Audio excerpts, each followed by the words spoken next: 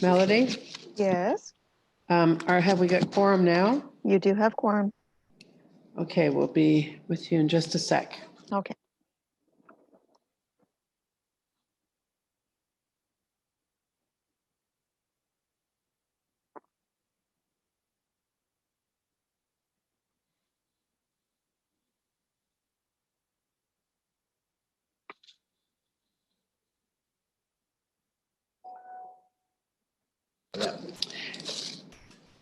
Good morning. Everyone hear me? Yes. We're in a strange and former place, the former council chambers of the city of Nepean. And Eli and I like to operate out of here when we're running a joint committee. It's just a lot easier. So we're in for a big day, everyone. On behalf of the members of both the Planning Committee and the Agriculture and Rural Affairs Committee, I'd like to say we're happy you can join us.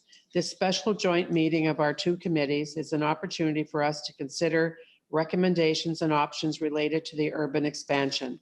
That expansion is needed if we hope to achieve the targets set out in the growth management strategy that Council approved last May, targets that will inform the new official plan we will adopt by the end of 2021.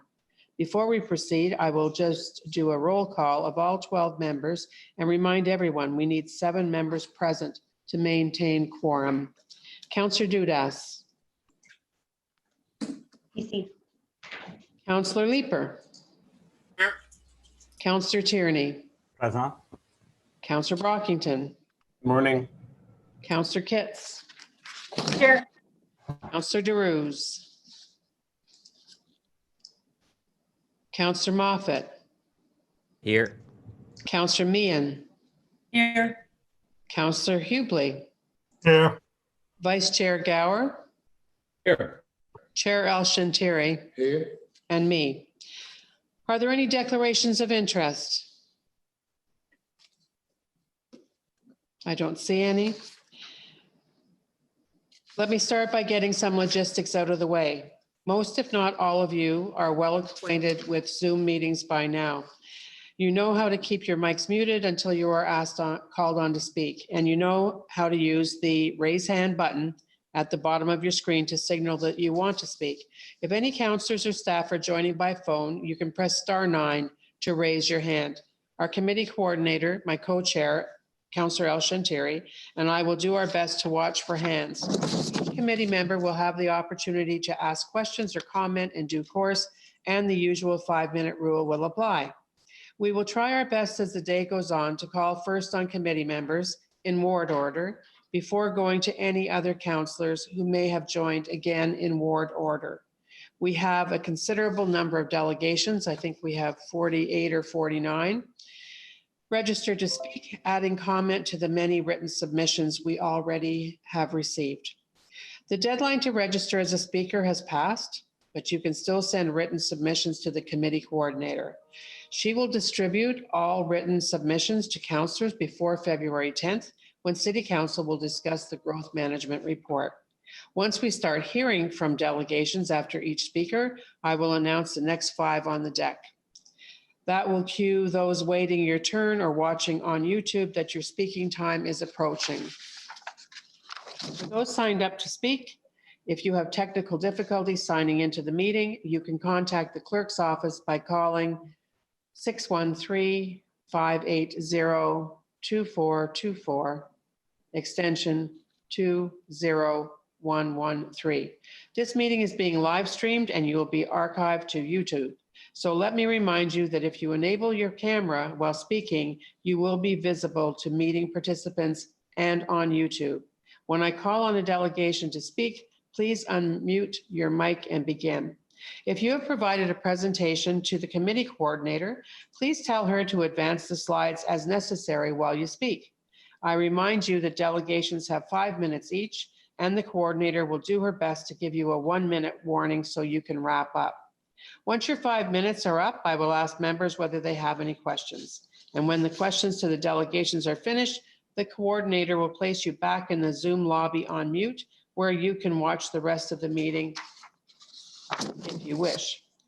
I would also like to point out that this meeting has been set up with French and English language interpreters. On the bottom of your Zoom window, you will see an option for interpretation where you can select an audio channel to listen in English or French. Now, let me take a moment to outline the format we'll follow today. First, I will share with you some thoughts on the matter before us, followed by some remarks from Chair El-Shantiri. Staff will then make their introductions and provide a presentation. Following the presentation, we will go directly to delegations and our public delegations will benefit by being able to listen to everyone in their turn speak. So only after we have heard from all the delegations will we have councillors ask questions of staff in the order I outlined earlier. Then we will consider any motions. Now, just Eli and I have been talking since we have the number of speakers that we do have today. We didn't have that many on Friday, and we were thinking that maybe we would just go very long today, but we believe, because we're sure you're going to have questions of the delegations, and we're going to have a presentation by staff of 45 minutes to an hour. We're going to, when we're finished with delegations today, we're going to start tomorrow, but not until noon. Because in the morning, counselors are being invited to an update and to ask questions on COVID. We haven't had that chance for quite a while. It's important. So that's the way we're going to flow. Finish today, all the delegations, tomorrow start at noon. And it's going to be a long day, but it's going to be a long day because it should be.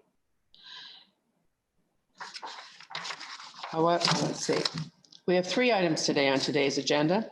All 3 are important for getting the new official plan adopted this year, but our focus will no doubt be on the second growth management report.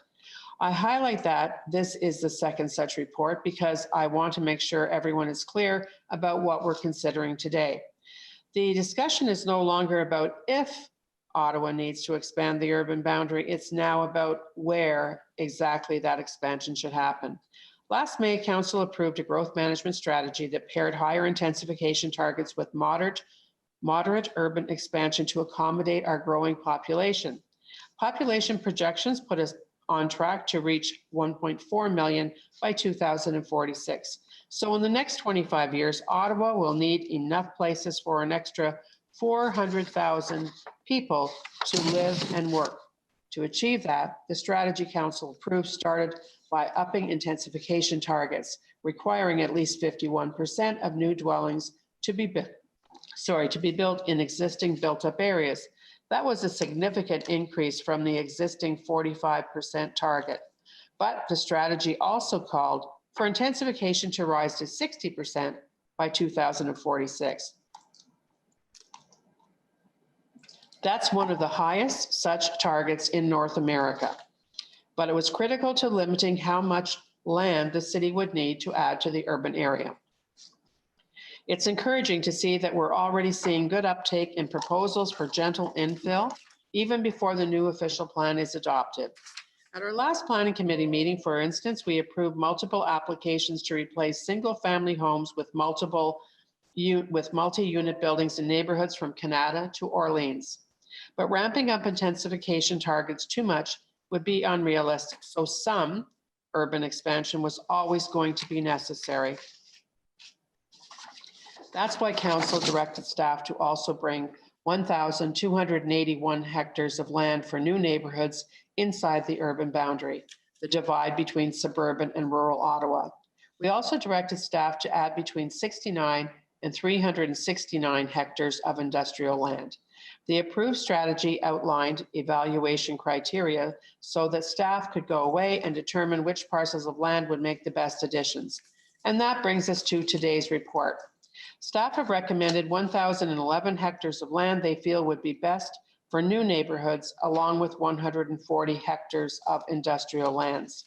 They have also given us options for how best to identify another 270 hectares for new neighborhoods that might be added in the coming years. Today's meeting then is really an opportunity to hear thoughts on the lands specified for inclusion. It certainly won't be the last opportunity. After our committees make our recommendation to council, and if council approves, staff will have work to do. They will update the draft new official plan with a single recommended option for urban expansion. There will of course be opportunity to offer feedback when the new official plan comes back before us later this year. But in the meantime, the city will also arrange consultation on the lands that we recommend for inclusion. I won't speak much more. I'm sure you're all happy about that, as I want to get into the staff presentation as quickly as possible. Staff can explain how they scored the lands to encourage new neighborhoods near existing commercial areas and existing or planned transit hubs. They will also tell us about how industrial lands were evaluated.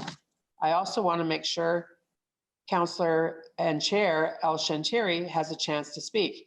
I know he will highlight some of the protection for agricultural lands envisioned in today's report, including the proposal for a gold belt to help contain certain outward expansion. I'm of two minds about limiting expansion. In my role as Chair of Planning Committee, I know Ottawa needs to grow and develop, but restricting where growth happens will keep the city affordable by limiting the need for new infrastructure. But I'm also a suburban councillor, and I want to make sure residents in my ward and other suburban wards continue to have access to the different housing types that they want. I think we found a good balance with this report. I'm encouraged the council has been realistic about the supply of vacant land that we need. And I'm reassured that once we add the lands proposed as part of this moderate expansion, we will have enough lands to contain future urban expansions until the end of the century. Staff are confident the lands between the Greenbelt and the proposed Gold Belt will meet Ottawa's long-term growth needs. And as long as we achieve our intensification targets, and I have no reason to doubt we will meet those targets, given the trends we've seen at Planning Committee, the newly added lands will also meet our needs over the next 25 years. Now I'd like to invite Chair El Shantiri to say a few words. Well, thank you very much. Good morning, everyone. Like Chair Harder, I also encouraged by the report we're considering today. But as a councillor for Rural Ward and Chair, Chair El Shantiri, your mic is off. There you go. sorry. Thanks. I look at them from the other side of the urban boundary. The land we are considering for inclusion, we are selected specifically to avoid any negative impact on Ottawa's agricultural land. That wasn't always guaranteed. After all, agricultural lands are generally flat and well-drained, making them easy to develop. Thankfully, Council unanimously agreed that protecting Ottawa's agricultural resources was critical to the region's food security. Just by the size alone, it is easy to see the potential impact of our rural lands on the region's food supply. Our rural area makes up over 80% of the entire city, which is unique among other major Canadian cities. Staff has been carefully to protect one of Ottawa's most distinct features, scoring potential expansion lands without considering those important agricultural lands. Even the industrial land being proposed while located near provincial 400 city highway are buffered from farmland that are active production. But what I'm most pleased about is that staff have taken that direction to protect the rural area even further. They have outlined a belt of lands, including agricultural land, natural areas, and mineral-rich land, and would give these lands a long-term protection from any further need to expand our suburb. The proposed Gold Belt will serve a function similar to the one Ottawa Green Belt was established for 70 years ago. The Green Belt didn't quite limit growth as intended, but we now have policies in place to make the Gold Belt more effective in holding the line. We have more robust intensification goals We have rules, require minimum distance. The gold belt would add to those policies, giving us another tool to limit outward growth, at least until the end of the century. Agricultural and environmentally sensitive land outside the urban boundary will be protected for the foreseeable future. I'm also encouraged the gold belt will also allow Ottawa rural villages to continue to flourish. Villages expansion will still happen with the potential growth into areas that do not impact agriculture or natural environment. The gold belt will help maintain the identity of the Ottawa villages by preserving the surrounding farmland and environmental resources. The gold belt will also reinforce separation between the urban area and the villages. It will help keep villages distinct and rural in character, preventing future urban expansion from overtaking or surrounding them. As Chair Harder said, our city needs to grow, but that growth needs to be directed to the most appropriate land available.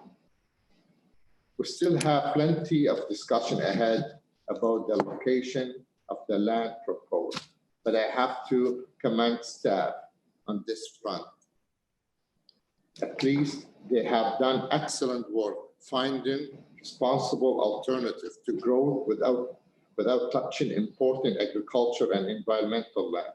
There is, however, one cluster of land I would like to see removed from the consideration. I know motions are going to be introduced after we hear from the delegation, but since I'm already speaking, I thought I will talk a little bit about my motion because it has created some discussion. It has to do with 175 hectares in South March being considered pending further study.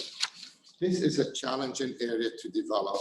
Council has rejected expansion onto this area in the past, only to be overruled by OMP hearing.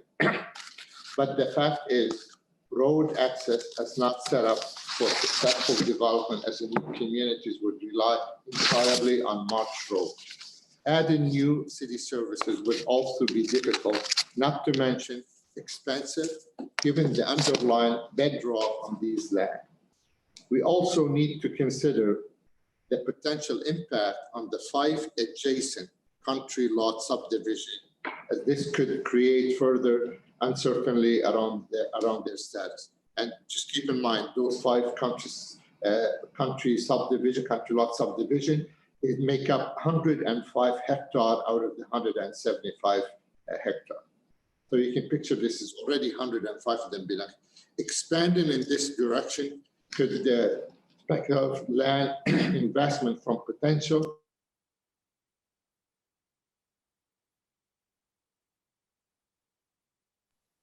Your mic is muted again, Chair.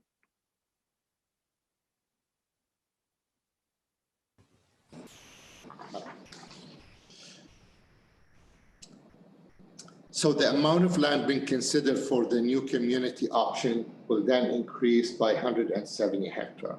So I'm going to turn it over to our staff for their presentation, and we'll be introducing the motions and direction to staff after we hear from all delegations. So thank you, Chair Harder, and turn it back to staff to do the presentation. I think before that, Chair El-Shantiri, we do have 2 items on the agenda before the growth management strategy. So I think we should deal with those first. We have the same speakers speaking to both of them. I don't know whether your presentation is prepared for that purpose. But we could go with the staff first because I think they're going to be touching on the vacant land and that sort of thing. So let's go to the staff, and then we'll be going to the delegations on inventory of vacant industrial and business park land and the Ottawa Employment Survey 2016. So we will go to staff. I think you're all grouped together. Mr. Willis, you're going to begin.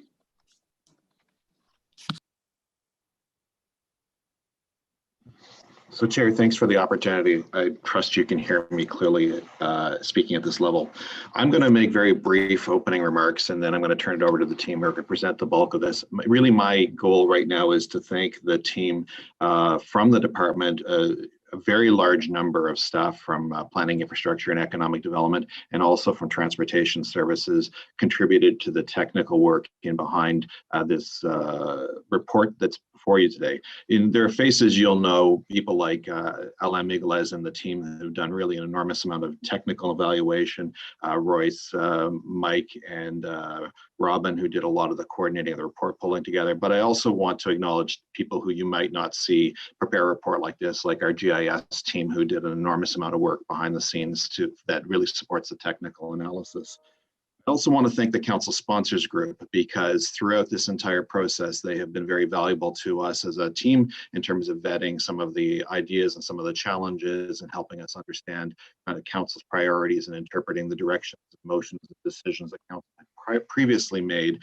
And we value the input that they provided to us for the process, and thank them for that. So in terms of the presentation, the most important thing to understand is council wants us to complete this official plan within the next year, because there's a lot riding on it. There are other master plans and documents that matter to council that this plan needs to get done in order to support. And those include things like the transportation master plan, the infrastructure master plan, the parks master plan, the green space master plan, the new zoning bylaw, the ability to even use inclusionary zoning, the waste management plan, the economic development strategy, and probably others. This is very much a cornerstone plan that all the other plans are built from. So with that, I'm going to turn it over to the team to give you the presentation today. Alain's going to give you a recap of the 5 big moves, the directions that council had previously given us on growth management. He's going to explain the gold belt and talk about the necessity to extend the tree and site alteration bylaw as part of this decision. Don's going to go over the specific recommendations related to residential land. Royce is going to go over the industrial logistics lands component, and then Don will conclude with the next steps. So with that, chairs, I will turn it over to Alain. Thank you. Good morning, Madam Chair, Mr. Chairman, and councillors. I would like to maybe just quickly start with referring the 2 other reports that Chair Harder just referred to earlier, the Employment Lands Survey and the Industrial Land Strategy. These 2 reports are in front of joint committees to be received. One outlines the inventory that we conduct periodically to see how much land we have available in existing industrial parks. The other one is the Industrial Lands Strategy that supports the recommendations that are part of the 3rd item on the agenda this morning, and for which we have slides as part of the presentation. Alain, sorry to bother. Can you get closer a little bit to the mic, please? Is this better? Yes, much better. Thank you. Thank you. Sorry about that.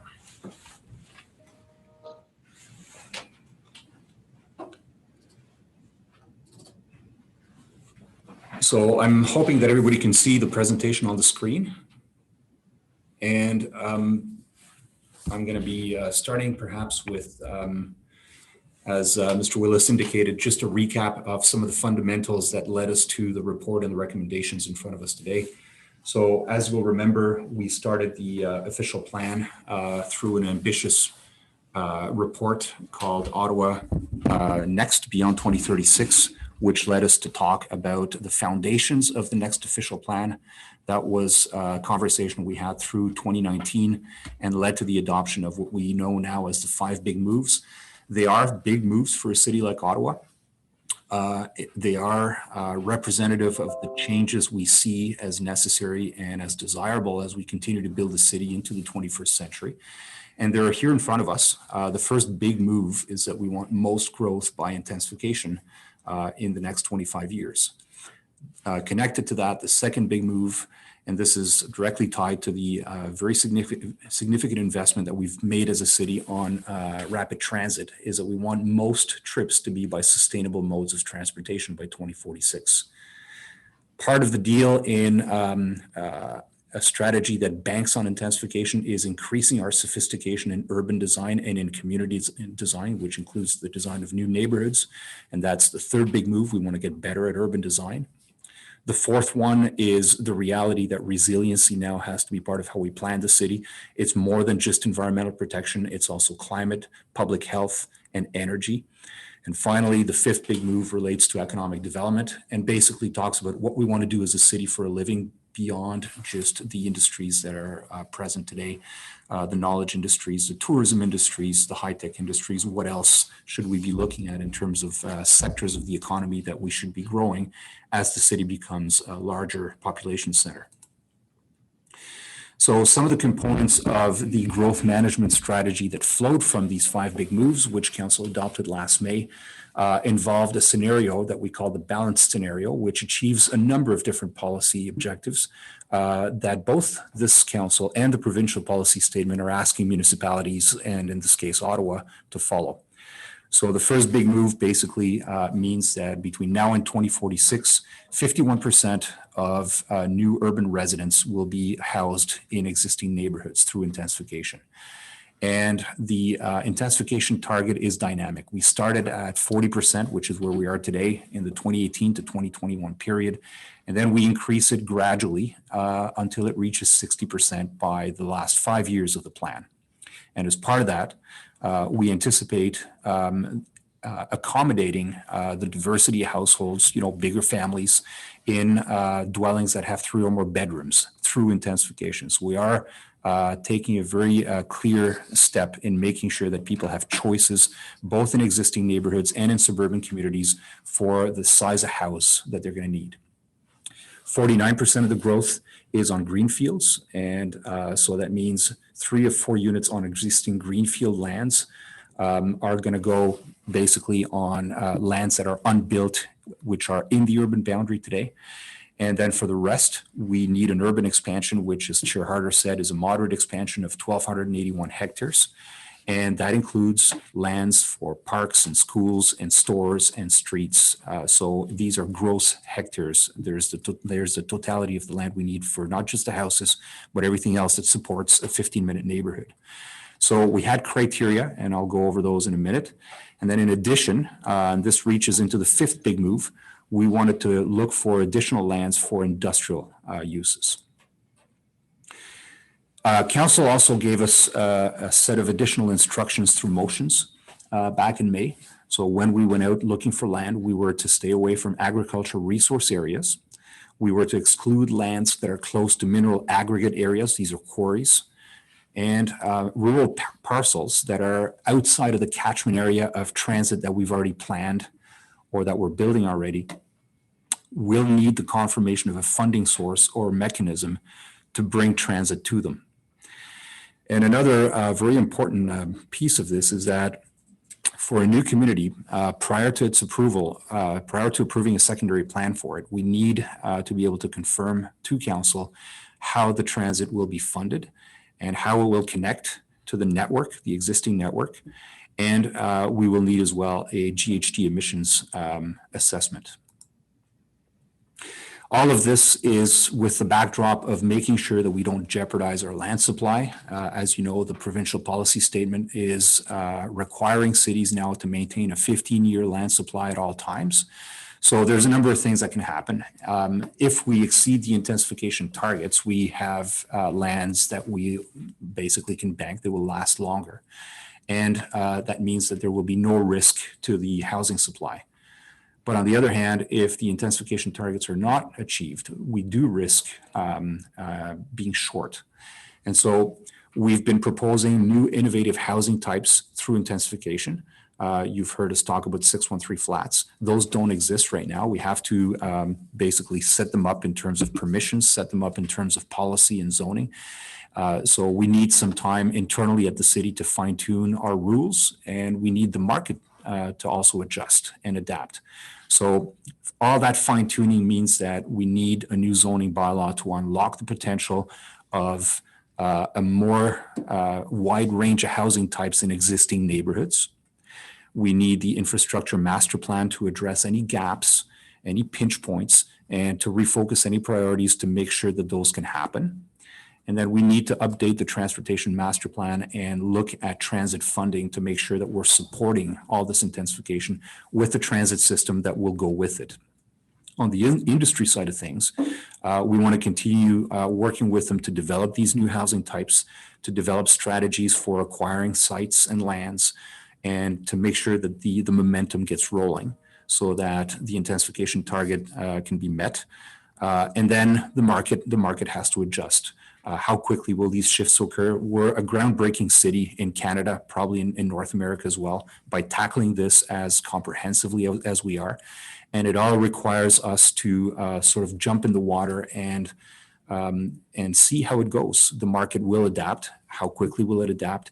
What will it gravitate to? Which types of housing will it most deem popular? So we'll have to see how that goes, and we'll have to keep nimble to be able to adjust as we go along.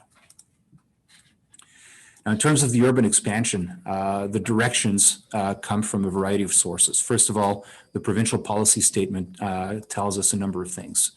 The first is that urban expansion has to be adjacent to or close to existing urban areas.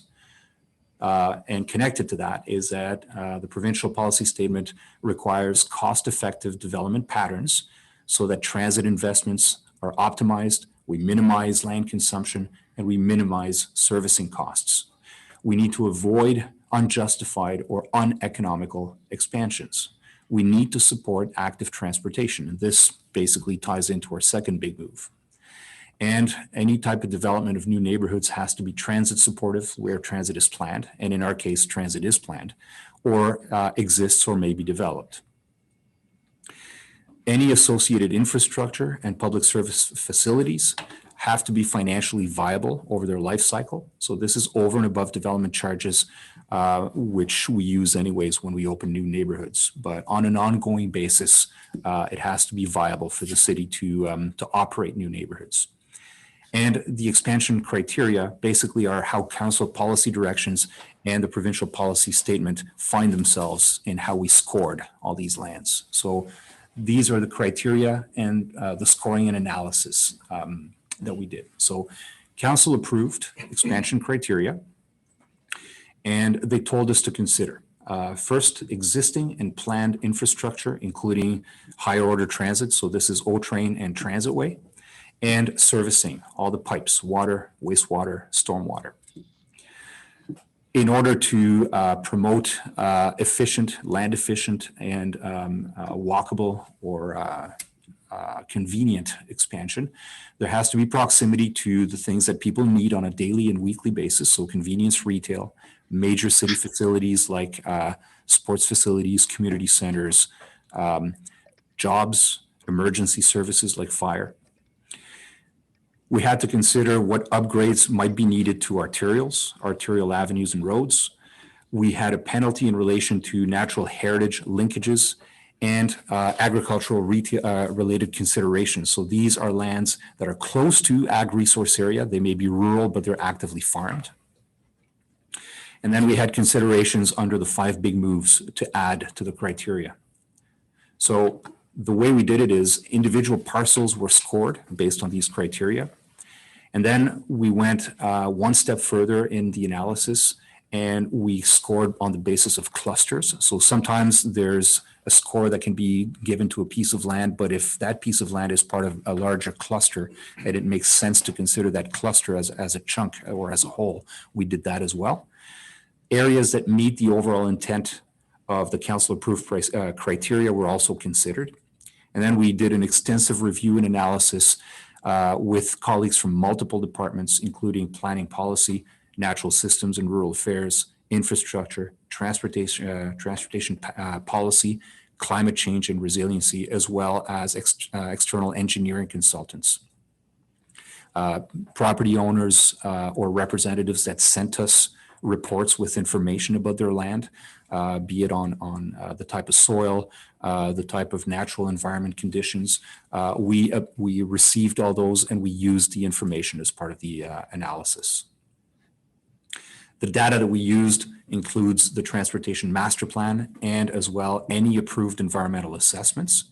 So when you think of stage 3 LRT, that would be one of them. any approved community design plans and secondary plans. We used the employment survey, and we supplemented it by a review for newer commercial clusters that came up after that survey. We used the LEAR, which is the system to evaluate farmland, and any data from the Ontario Ministry of Agriculture on active farm operations. We used environmental data, including provincially significant wetlands, unevaluated wetlands, land cover, forest cover, water courses, significant valley lands and woodlands, natural cores and linkages, the species at risk information, subwatershed studies, and the NCC's Greenbelt Master Plan. We had GIS data on response time from fire services. And as I said, we had submissions from stakeholders. And we vetted our conclusions against any additional information that stakeholders and landowners provided on behalf of their lands. We also used master servicing studies and environmental management plans from previous new neighborhoods that were adjacent to these new areas. We did modeling on the water distribution system and on the wastewater collection system. There were Class D cost estimates done, grading plans, geotechnical assessments for cluster areas, and Golder Associates consultant prepared high-level grading and drainage plans for servicing clusters, advised on the extent of servicing risk factors, including bedrock and sensitive soils, and advised on private servicing considerations. So now we come to the recommendations. So the first recommendation in front of joint committees, Madam and Mr. Chair, are that we establish a gold belt as a new growth management concept in the new official plan. Now, I want to stop on this one and say a few things about this gold belt. It's an idea that obviously appeared with these recommendations. And the goal of it is to capture lands that are designated in the official plan as agriculture resource lands that have aggregate resource overlays and are composed of natural areas. So this idea basically starts with, again, the analysis of the PPS. Is it consistent with the PPS? It is. It avoids the use of agricultural lands when there are viable alternatives to grow the city. Now, the gold belt is basically a concept. It includes lands that are already protected by the PPS and by existing official plan designations. But it's also a growth management tool that would provide direction to future councils and landowners as to where to look and where not to look for any outward growth for the city until the end of this century. As Mr. Willis indicated, if we keep to our intensification target of 60%, and if that target never grows after 2046, which is a conservative assumption, we would have enough room for 2 million people inside this gold belt until the end of this century. The gold belt at the same time would allow the rural villages in the rural area to continue to flourish. There could still be village expansion, but what this would do is that it would maintain the villages as completely distinct. They would not meld into the suburbs. They would not be swallowed up by the city. So it would maintain the identity of the villages. The gold belt, therefore, would reinforce the separation between the villages in the rural area and the suburbs. And as a contrast to the green belt that was created by the federal government after the 1950s, this is not a situation where the city would go out and buy any land or expropriate any land. The current private owners of those lands would be completely free to continue to make use of those lands in accordance with the designations of the official plan. So this map here shows the conceptual gold belt. And in the following map, we've included the designations that exist in the official plan today. And you can see how those designations, which are mineral aggregate areas, agricultural resource areas, core natural heritage areas, and core natural linkage areas, are basically what we're talking about here. We're protecting nature, we're protecting farmland, and we're protecting future mineral resources for the city. The second recommendation is to amend the tree protection bylaw and the site alteration bylaw so that trees and natural features are immediately protected on any lands that are being evaluated in documents 2 or 3. And this would apply until the new official plan is approved. This basically is putting limits, appropriate limits on the protections that we need to have for the lands that are considered candidates in accordance with what the city usually does. Basically, we want to make sure that until we finalize the expansion, that there are no changes made to the natural conditions of those lands. I'll now turn it over to Dawn for the remainder of the recommendations. Thank you.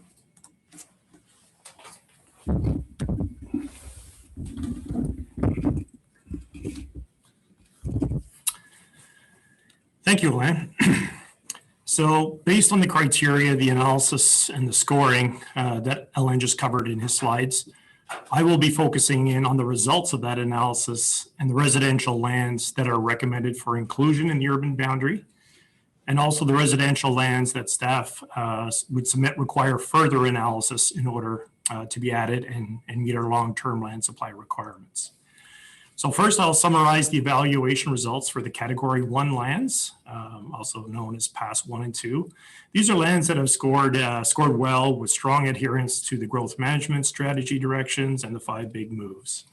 So a total of 1,011 hectares are recommended for inclusion in the urban boundary under this category.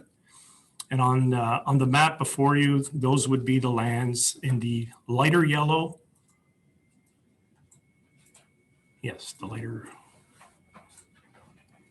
light yellow color. Yeah, Category 1. I'll also, as we travel across the city looking at these clusters, we'll highlight any Category 2 lands which did not achieve a passing score, but do have partial adherence to the strategy and the 5 big moves. And those lands are shown on this map in the blue-green color labeled Category 2 lands. And then finally, I'll cover Category 3 lands, or concentrated lands, sometimes referred to as new community areas. And staff have identified 2 different options with respect to analyzing those concentrated land options to make up the difference in land that we require. So both Category 2 and 3 lands require further analysis for staff to make a fully informed recommendation to council on these lands. So again, for each cluster, I'll highlight the amount of land that the area will contribute in terms of that future urban land requirement.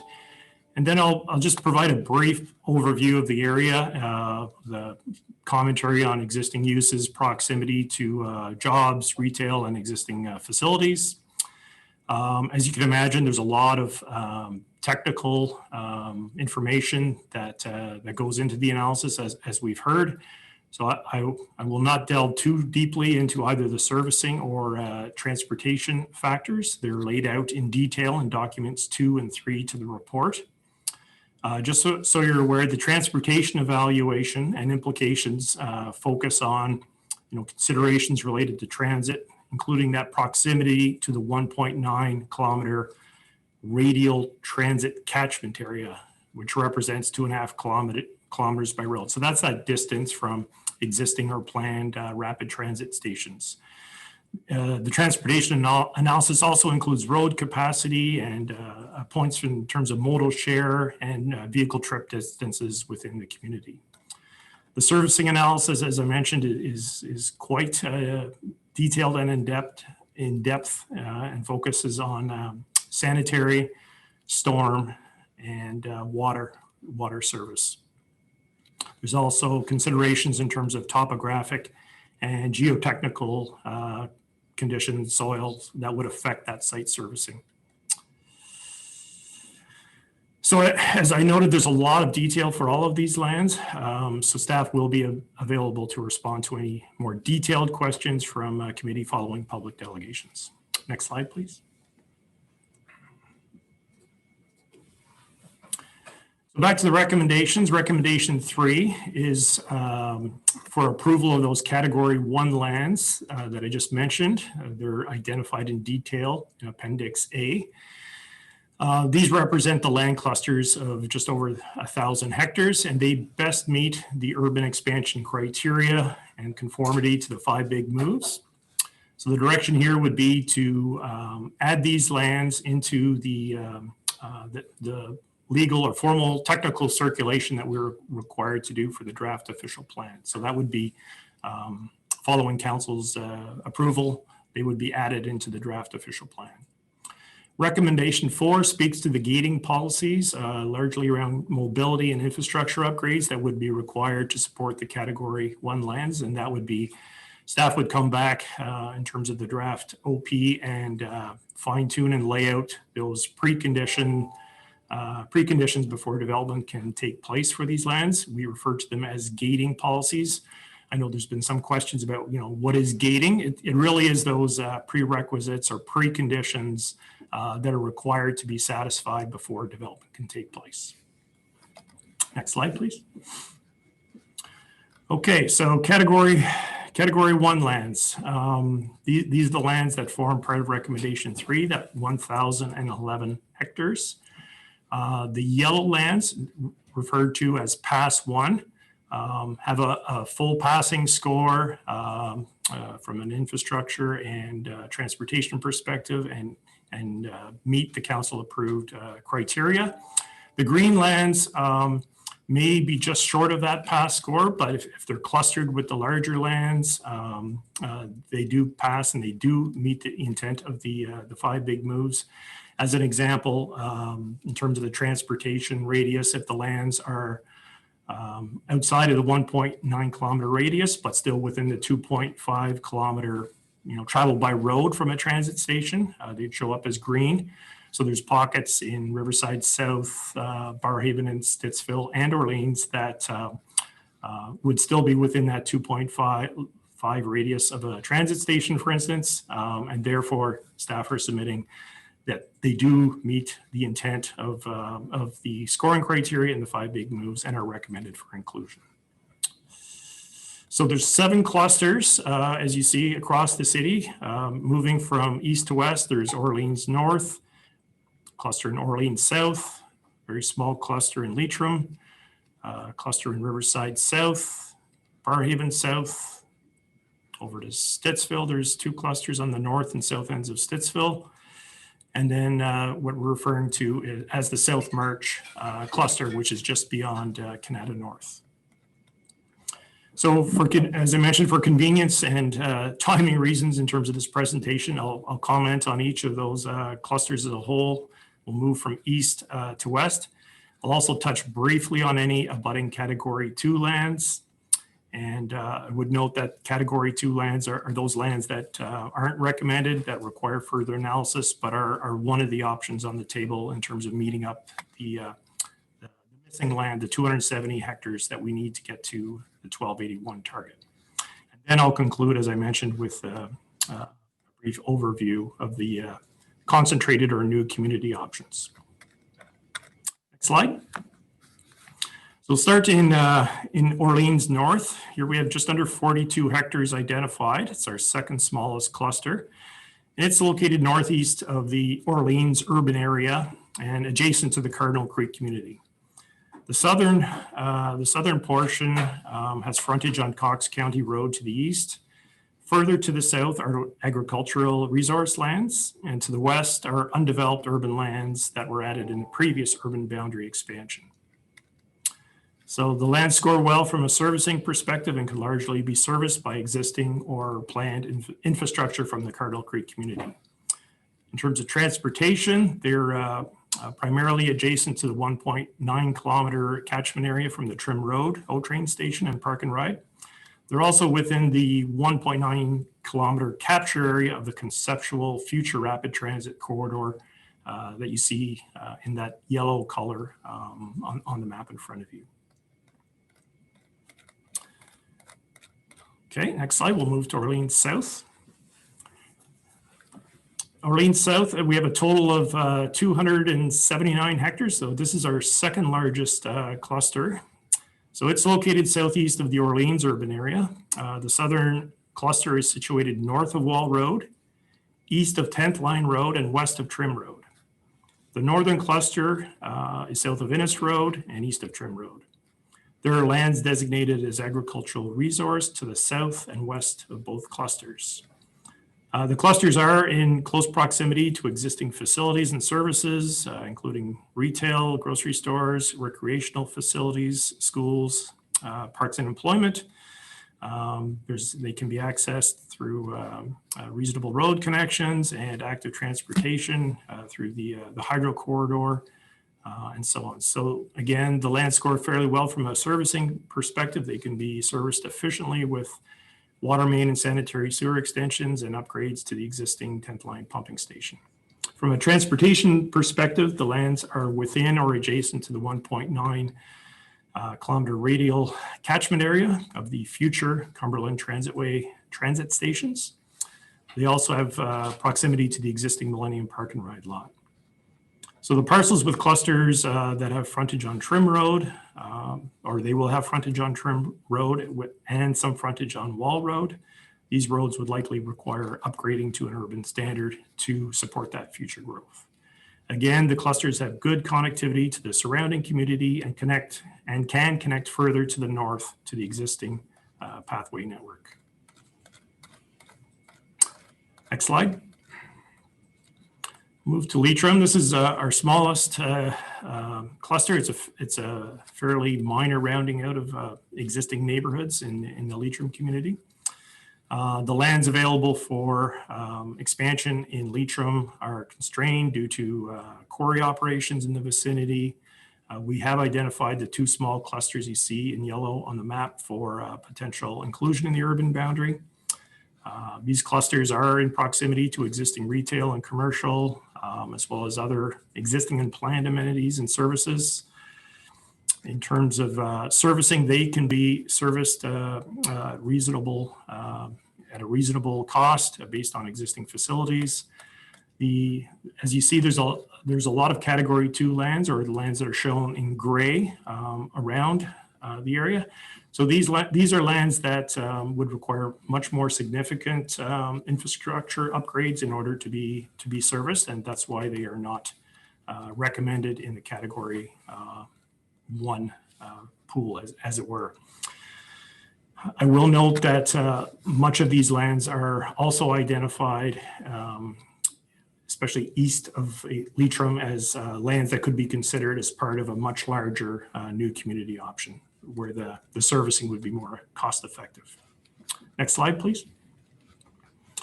So Riverside South, this is just over 309 hectares in total. This is our largest cluster. The clusters, as you can see, are located southeast of the Riverside South existing urban area.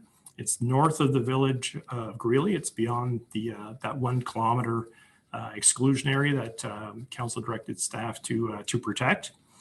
And it's immediately south of the Stage 2 Bowesville station and Park and Ride. So the lands are bisected by a city-owned rail corridor as well.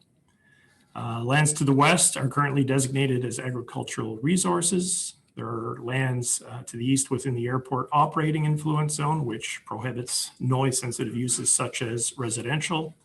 So that's why those lands were not considered. There's also some clusters that are affected by an existing landfill that would exclude them from consideration at this time as well. So the cluster is in close proximity to the planned Riverside South Town Center. So this town center will have facilities including city library, recreation complex, and other commercial uses.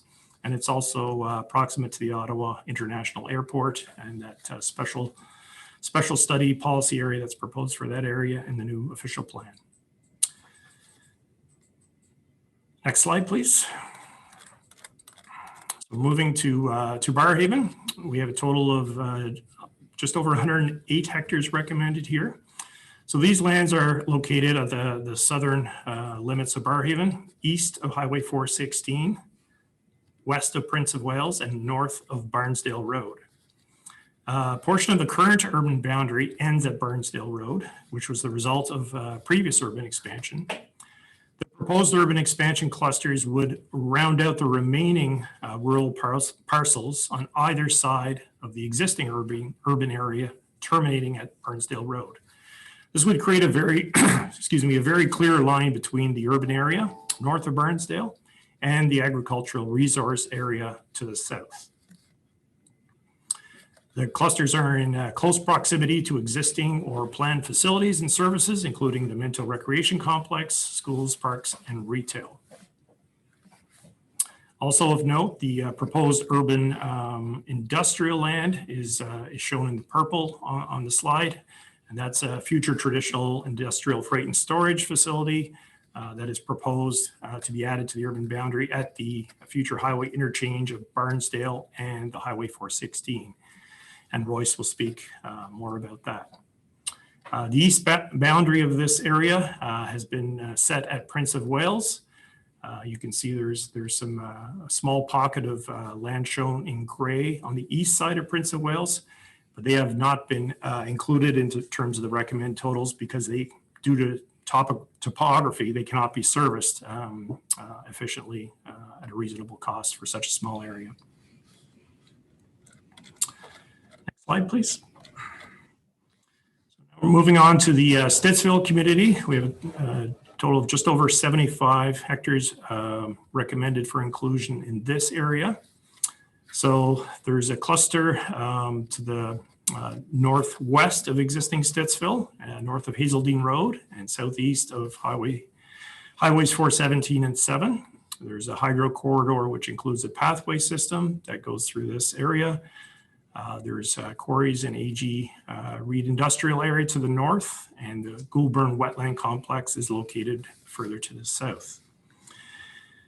The AG Reed Industrial Area is all, you'll see that in purple on the slide. It's also one of the areas recommended to be included under our industrial land supply that Royce will cover further. The cluster to the north is outside of the buffer for the aggregate area. There's some rounding of the boundary there, just in terms of a logical line, but the lands within the buffer are not included in terms of the residential land supply. Just note that this cluster is close to existing schools, parks, employment, and retail, including grocery stores on Hazeldean Road. And for the lands on the south as well, they abut previous expansion lands, so north of Fluellen Road and west of Shea Road. Again, there's a hydro corridor that goes through here. Existing and planned roads can service this area quite reasonably and effectively, and they're also within the proximity of the transit priority isolated measures criteria that were approved by council. In terms of the category 2 lands, there are lands shown to the west of Stittsville that were evaluated. They did not achieve a passing score due to increased complexity in terms of servicing and wetland impacts, but they are in that category 2 candidate pool. I'd also note that there's a small parcel at the corner of Fluellen and Shea Road that was excluded, and that relates to an ongoing legal action in terms of a site alteration violation, site alteration bylaw violation. So move to South March. This is just over 75 hectares shown here. So these lands are located in South March, east of Old Second Line Road and bounded by March Road. I would just like to note that there was an error in the equivalent map in our report that mislabeled March Valley Road. March Valley Road actually is shown where the rail corridor is. It's actually a little further to the east. So I just want to apologize for that that error. I know that caused a bit of confusion for a couple of folks. So east of that corridor on March Valley Drive are lands constrained from development by the Connaught Range and Training Facility operated by D&D. So those lands were not, they were scored, but they were not recommended for incompatibility reasons. And that was the subject of a previous OMB hearing as well on OPA 76. So staff are again not recommending those lands for inclusion. So in terms of the broader cluster, there are 5 existing country lot subdivisions, interspersed throughout this area. I would note that those lands are not part of the land calculation, but they are intermingled within the area you see on yellow on this slide. So the cluster would be it would be connected to the existing Canada North expansion previously approved. There's a fairly straightforward way of connecting these lands and integrating them. They're also close to existing facilities such as retail, recreational facilities, schools, and of course the much larger employment area in Canada North, which is our largest non-governmental cluster of jobs in Ottawa.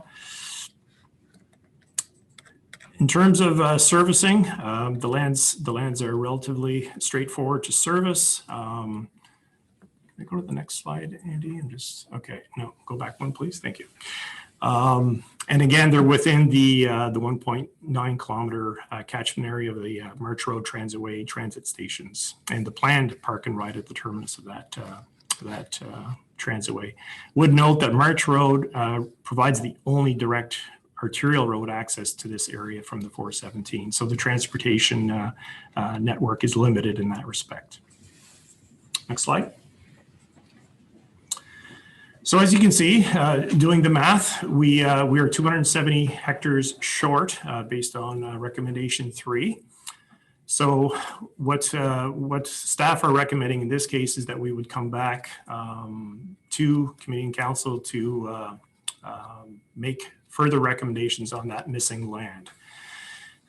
As outlined in recommendation 5, that would be no later than Q4 of 2026, and that would allow the time for that further investigation, the completion of the transportation master plan.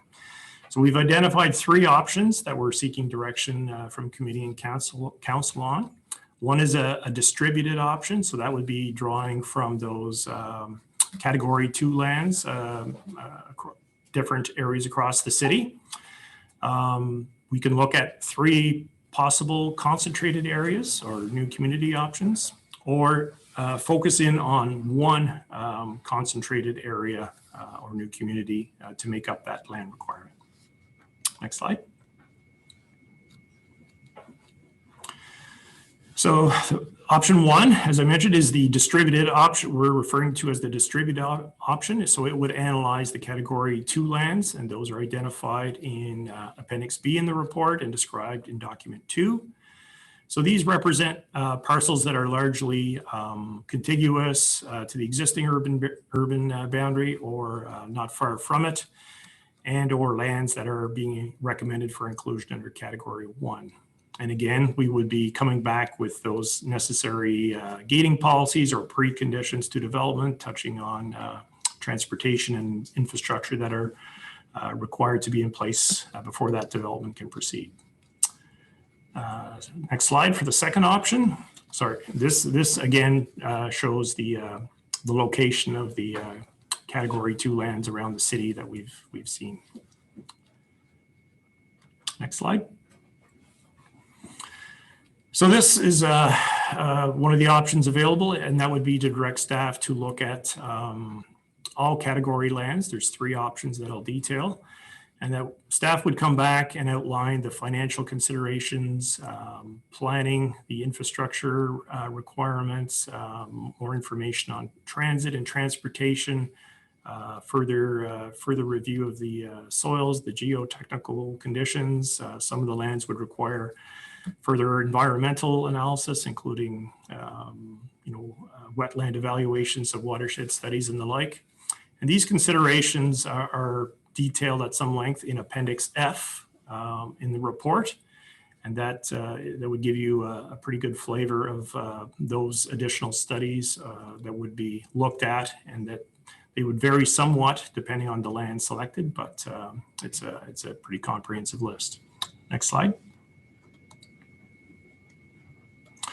So the third option in terms of the missing 270 hectares is to direct staff to focus on a single option or a single concentrated option. So again, it would be analyzing those one of those Category 3 lands with the same considerations I just highlighted. Next slide. So here are the 3 options. So from starting in the west, this would be further northwest of the Category 1 lands that are recommended in South March. So there's a larger cluster north of March Road and two smaller clusters on the other side of Second Line Road. Second option would be further south and southwest of the Category 1 lands recommended in Riverside South. And you can see the Category 1 lands dashed in, and the further lands shown south of those lands. So that would be all the way out to Mitch Owens Drive. And then the third option is a much larger option east of Leitrim, west of Carlsbad Springs, and that we'll come to each of those three options now. Next slide. So again, South March, you see the larger cluster north of March Road, and two smaller parcels west of Second Line Road. Those were not recommended under the Pass 1 or yellow lands, referring to the two pockets on the west side of Second Line Road because of quite high additional servicing costs. However, if you were to add the larger parcel north of March Road, there would be new servicing required in Second Line Road that would make those parcels more efficient. So that is the rationale there. So in terms of just a brief overview of this area, again, there are high servicing costs to bring these lands on stream in general. The smaller clusters are actually within the transit capture area. The larger parcel would require an extension of that transitway system further beyond what is currently planned. And again, there's the limits in terms of the arterial network, and in that this area would rely on that March Road corridor as its primary connection to the broader city network. Again, they do benefit somewhat from proximity to employment areas, the planned transit I just mentioned, and retail and recreational facilities. Next slide, please. So moving to Riverside South, there's about 290 hectares here in terms of gross area. So this is, as I mentioned, located southeast of that Riverside South urban area and the Category 1 lands that are being recommended for inclusion. They're just beyond the 1 kilometer exclusion area from the village of Greeley. There are some constraints in these lands in terms of limestone resource areas and other considerations in terms of a former landfill that would exclude consideration of a larger parcel in this area. In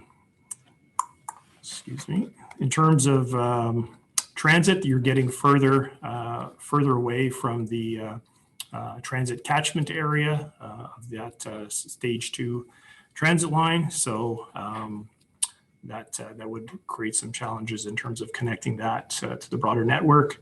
Would also require further rural road conversions to an urban standard. Next slide, please.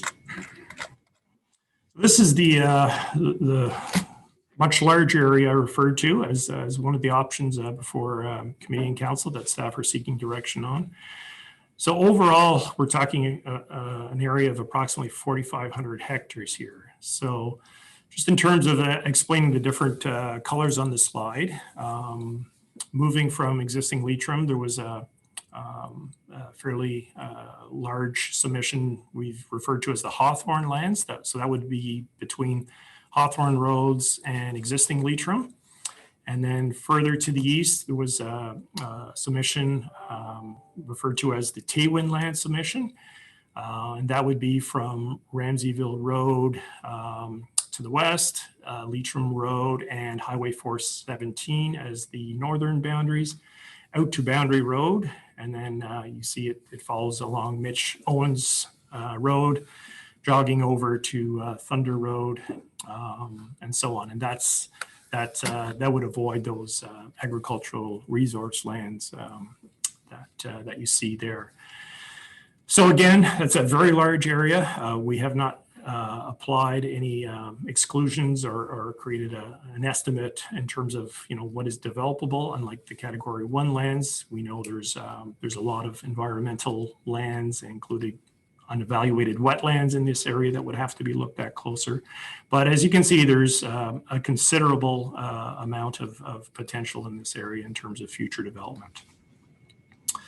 So again, it's currently the lands are mainly forested, a lot of natural areas, some fields, pastures, single family type dwellings along the existing roads, and a couple of golf courses as well, along with some rural employment and industrial uses. Obviously, in terms of these lands are further away from existing or planned transit, so they would require new planned transit strategy. And likewise, in terms of servicing, they're more distant from existing servicing, so there would be higher costs in terms of bringing servicing out to this area. But as you can see, there's a lot more potential for further growth in this particular area. So I think I'll leave it at that. As I mentioned, we can take detailed questions on any of these areas, and we have a large group of staff, transportation, infrastructure, natural environment on standby that can and support the team in terms of any of those details. So happy to come back to that at the appropriate time. Just before I turn it over to Royce, I just wanted to next slide, please, Andy. Just in terms of, so we're missing 270 hectares, as I've noted. Just in terms of examples of what that could look like. So here's what 250 hectares would look like in terms of some existing areas that you'd be familiar with. So here you have Blackburn Hamlet, fairly self-contained community. Next slide, Andy.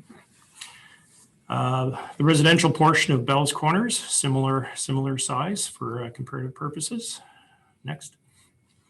Here you see basically the start of Canada, the Beaverbrook community started out at that similar size of the 250 hectare range. Next. Here you can see an air photo of the Beaverbrook area in 1976 in terms of what that looked like at that time. And as we know, Canada has grown a lot since then. Next slide.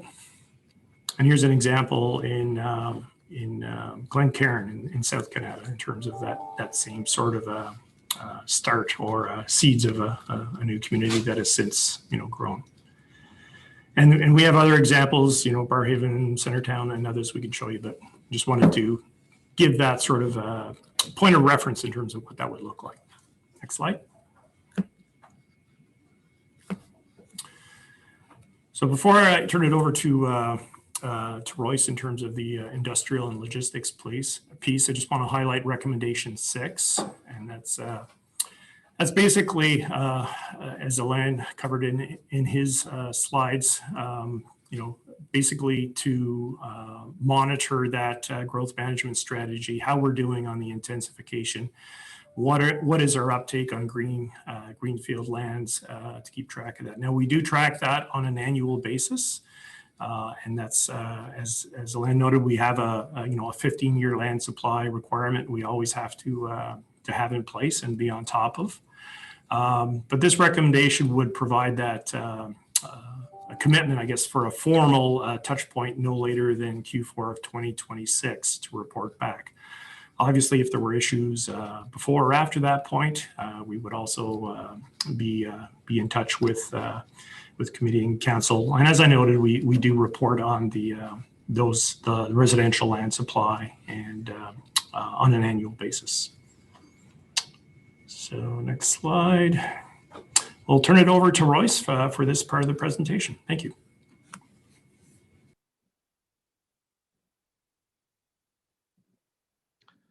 Thanks, Don.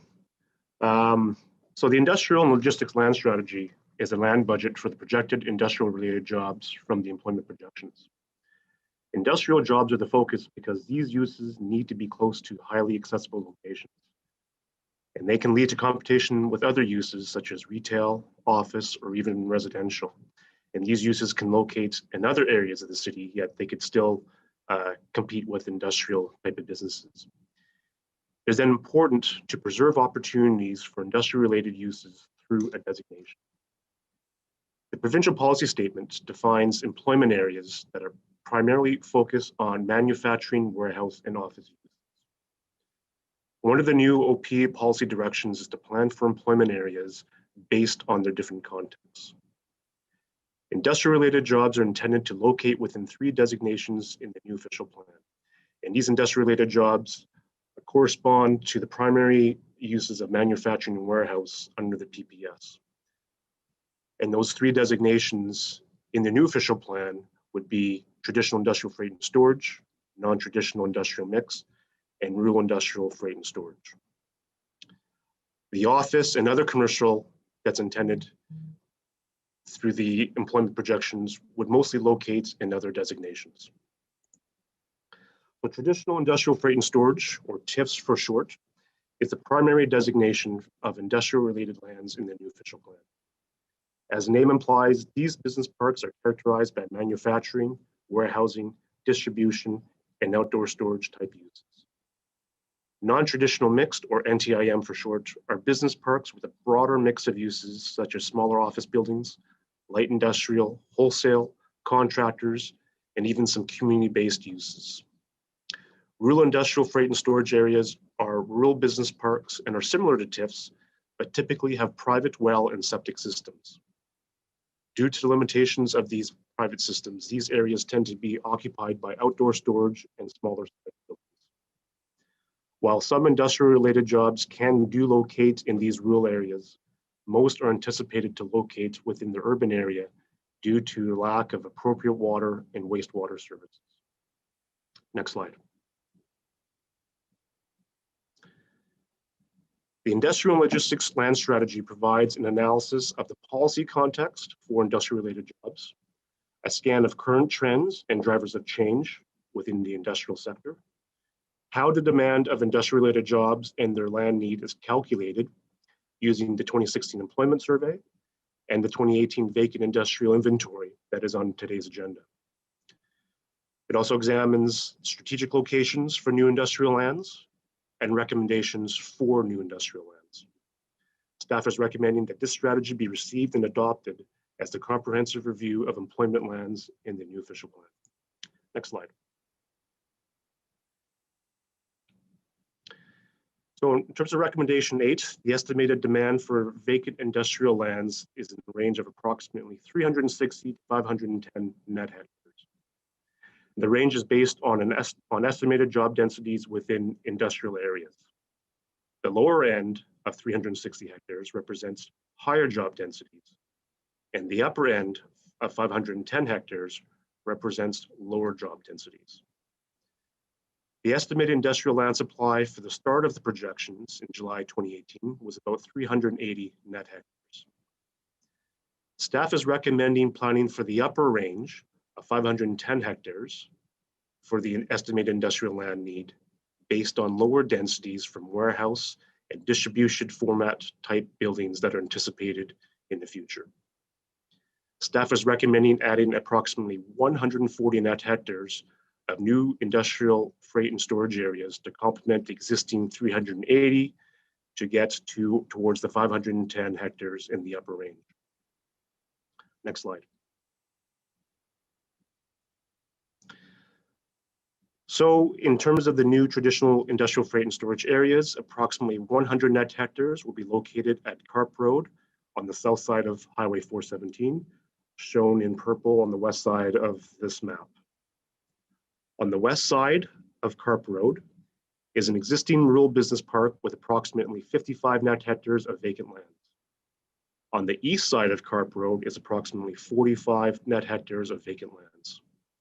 Now, submissions were received to consider portions of these lands as part of the residential expansion lands.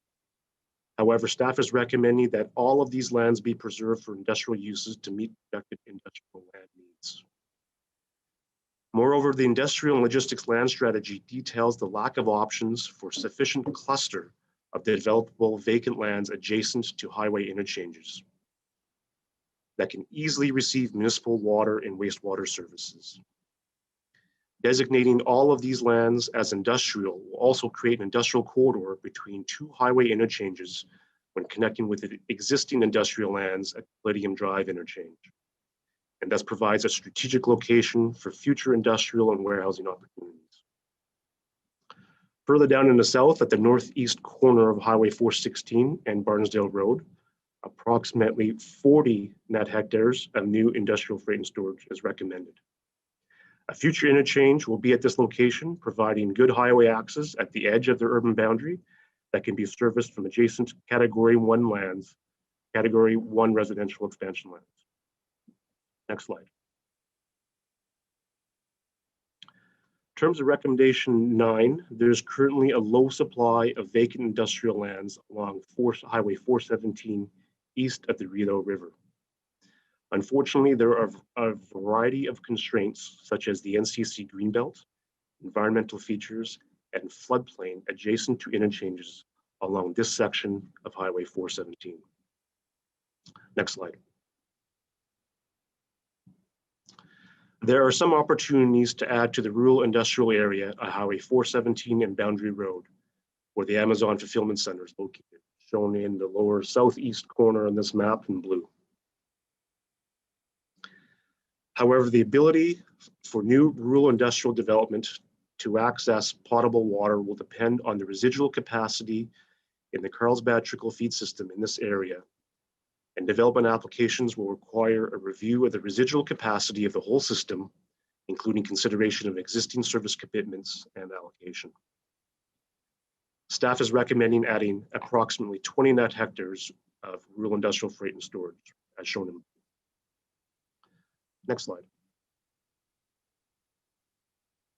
In terms of recommendation number 10, one of the submissions received through the new OP was a request to convert existing industrial lands at the southeast corner of the village of Richmond to a non-industrial use. With the importance of access to goods movement corridors such as highways, staff concur with the submission that these industrial lands in Richmond are not in a strategic location for industrial-related opportunities. Staff is recommending conversion of these lands to a non-industrial use. Next slide. In addition, staff is recommending that the southeast area of Richmond be subject to a secondary planning process to allow for the comprehensive planning of this new neighborhood and coordination of water and wastewater services in Richmond. So with that, I'll turn it back over to Don to conclude the presentation.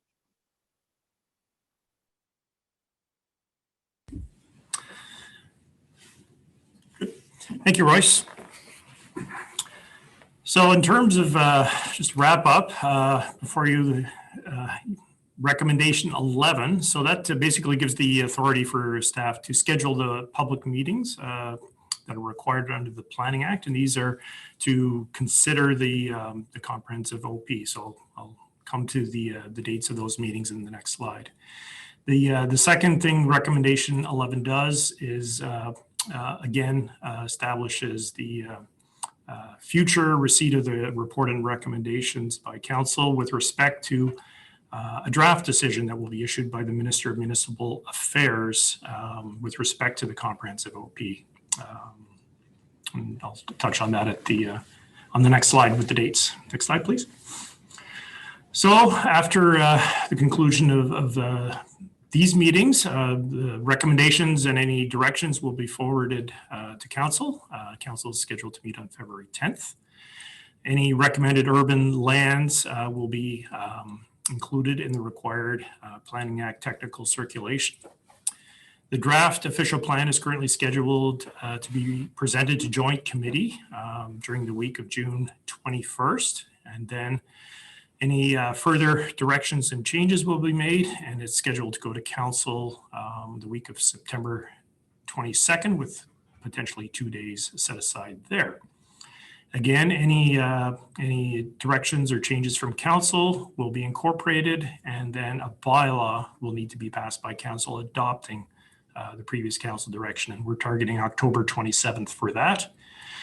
After that, we get the whole package off to the Ministry of Municipal Affairs and Housing, and they have a 120-day review period, although we have been working with them closely throughout the process and are hopeful that that might be condensed somewhat. But we're anticipating ministerial approval of the final official plan close to a year from now, February 2022.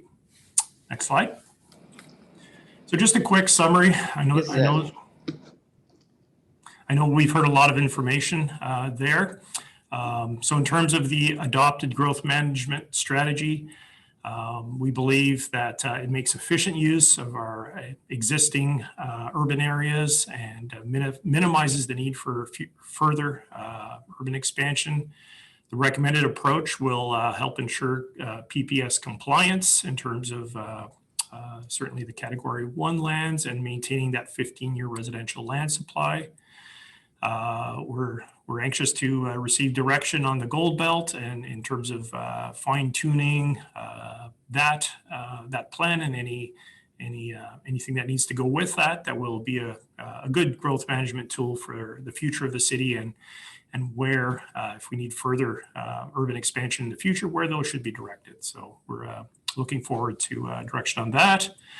In terms of the urban expansion lands, we believe that they will encourage growth and support existing commercial areas and existing or planned transit hubs, and that for those lands that need more work, we're asking for more time to come back with that further analysis and recommendation.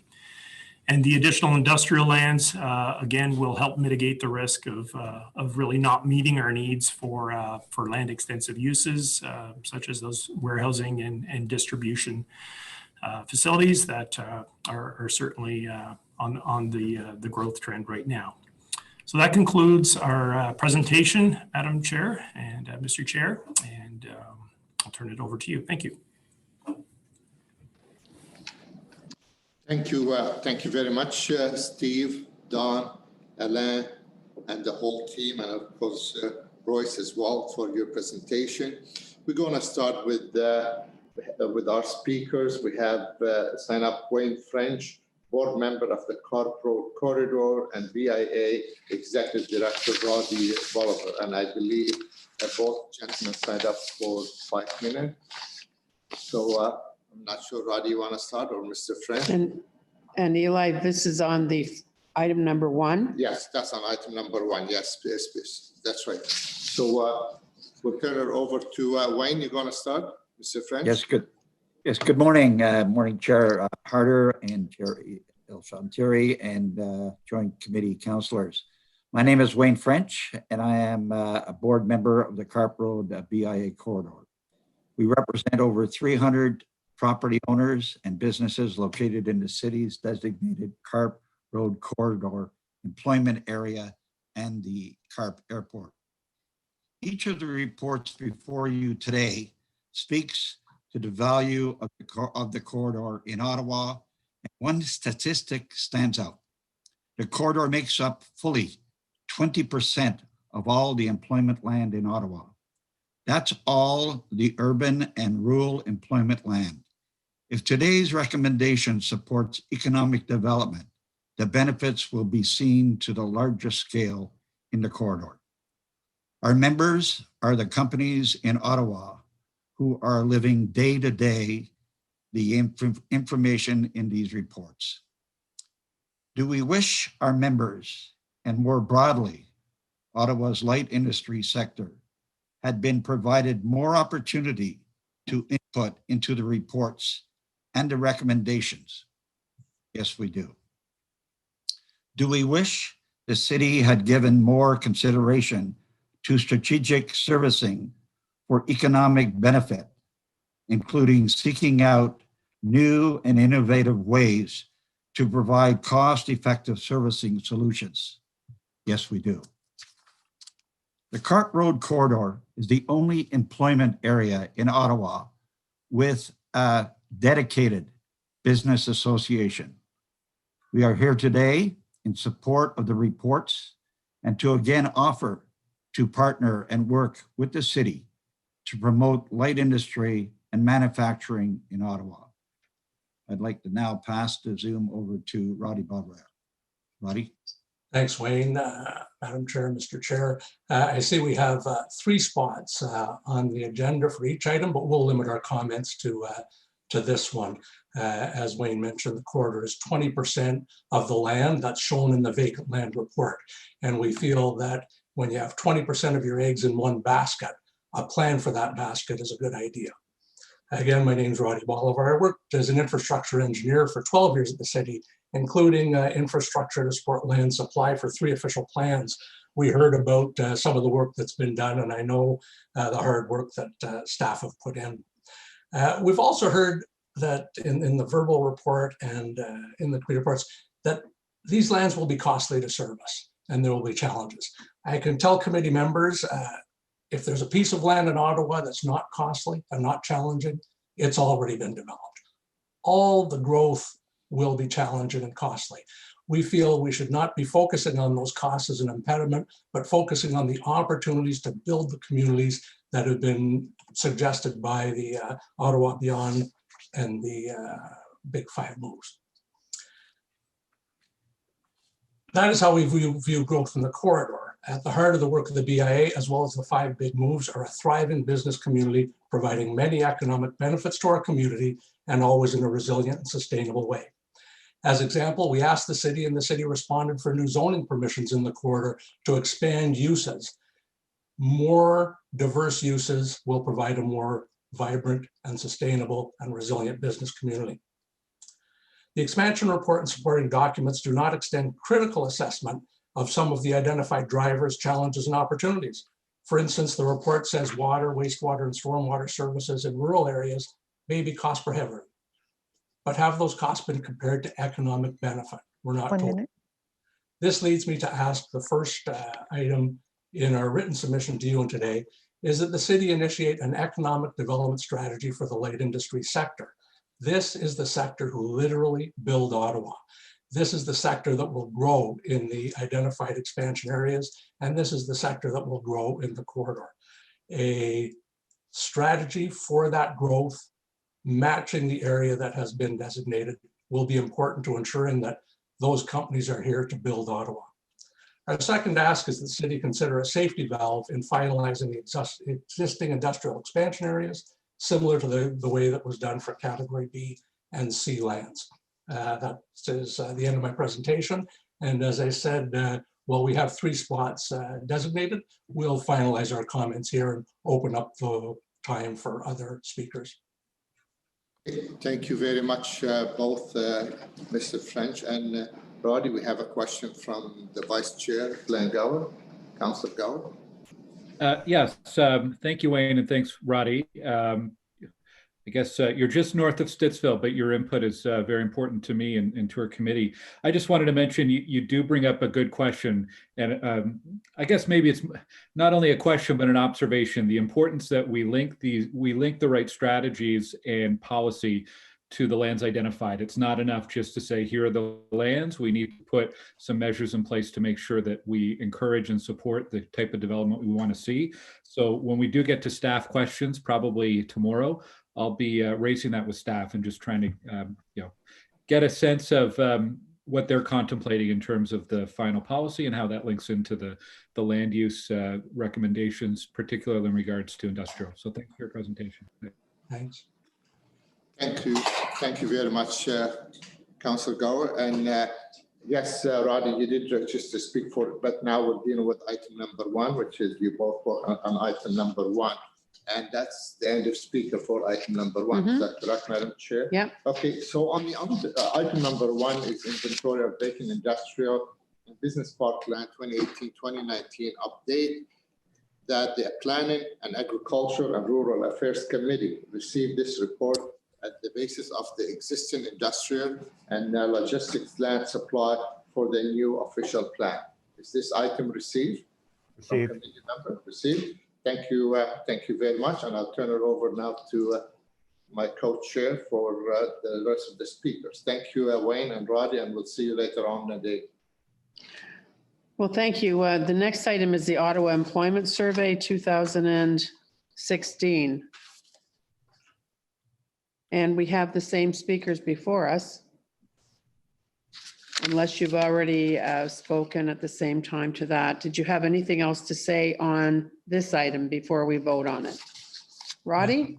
I'll just quickly say that the report brings attention that 54% of the companies in Ottawa are less than 5 people, and that really characterizes the corridor. And so we would support the city's efforts to support small business at all times, and certainly as we recover. Thank you. Thank you very much. So committee members, on inventory of vacant industrial and business park land 2018 to 2019 update. Chair El-Shantiri, did you want to read the motion? That the Planning and Agriculture and Rural Affairs Committee received this report at the basis of existing jobs as a part of the industrial and logistics plan strategy for the new official plan. The item Received? I have a question. Oh, sorry. Councillor Menard. Councilman. Thanks very much, chairs, for that. I just wanted to get staff's overview of how COVID-19 is affecting, and I've read the report, is affecting our employment lands for the potential future. I know a lot of this, the study was done before the large effects of COVID, and some of the potential hollowing out of some of that downtown retail, the way the federal government has been moving with regard to work from home and the continuing work from home that they're saying is going to happen even after the pandemic, as well as some large companies like Shopify, which have made that transition in its entirety. So I just wanted to get staff's view and analysis of how COVID-19 is affecting it and may affect it into the future. And I may have a couple other questions as well. Thanks. So Chair, I'll start responding, and Royce Fu may wish to add to what I want to add. First of all, in terms of the matters before, we're talking about the employment survey specifically in the work, and it's too early to see the impacts of COVID-19, and we really have no measurable tools, although we are bringing a report to Finance and Economic Development Committee in March, which will be the latest of what we do know from market-based information. As it relates to the recommendations in the growth management report, office space is largely dealt with in the urbanized areas and mixed-use areas. The industrial and freight storage strategy is very separate from that and not part of that and not linked to that, and we're not adding additional lands as it relates to office supply. The land recommendations are related to industrial freight and storage supply, which we have seen a major surge prior to the pandemic, and we think it's accelerating based on what has happened during the pandemic. And Royce may wish to supplement what I have stated here. Thanks, chairs. Royce. Thank you, Mr. Willis. Yes, so I would concur with Mr. Willis that the long-term effects from COVID-19 are difficult to predict. In terms of what we've seen in the short term on the industrial, we are seeing that industry is actually has rebounded since the initial impact of COVID-19 in the first few months of the first wave. And there's a section that discusses this in document 5 to item 3 in the industrial and logistics land strategy. It's section 2.1 and discusses the COVID-19 implications. And to summarize, it talks about how we have seen impacts in sectors such as storefront retail, food and accommodation. We also have seen some positive impacts on the industrial and goods movement sector. So we envision, and a lot of that is based on just to drive the movement to e-commerce. And of course, that is really part of that front end or that customer end interface with distribution and goods movement.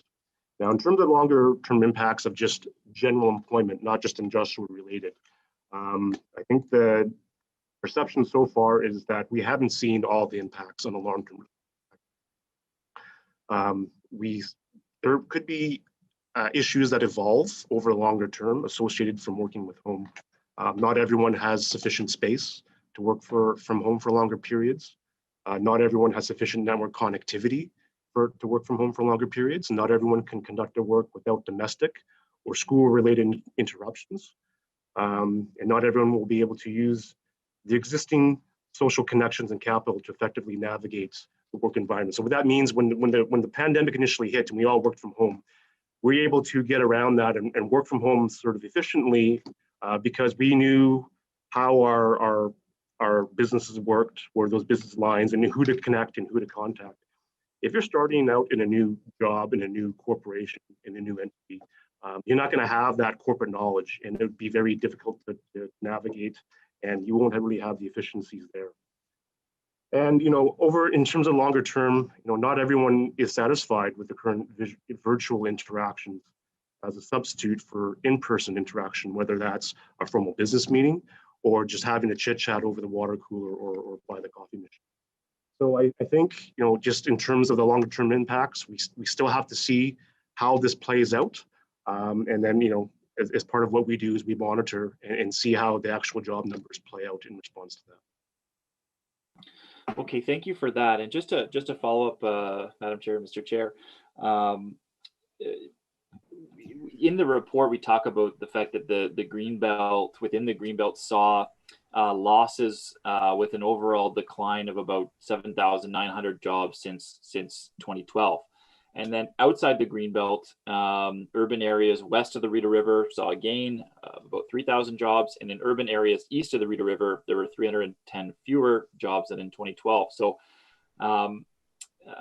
there was an increase in industrial jobs, 156 new jobs in the rural area. And then between 2012 and 2016, rural areas absorbed 5.6% of total new business park jobs in Ottawa, higher than the 5% rural proportion of total city industrial jobs. So I guess the question is how it relates to urban boundary expansion.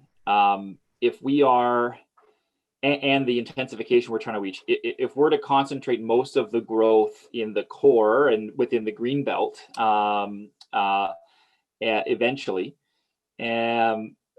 what is the economic strategy to restore, further boost jobs within that area?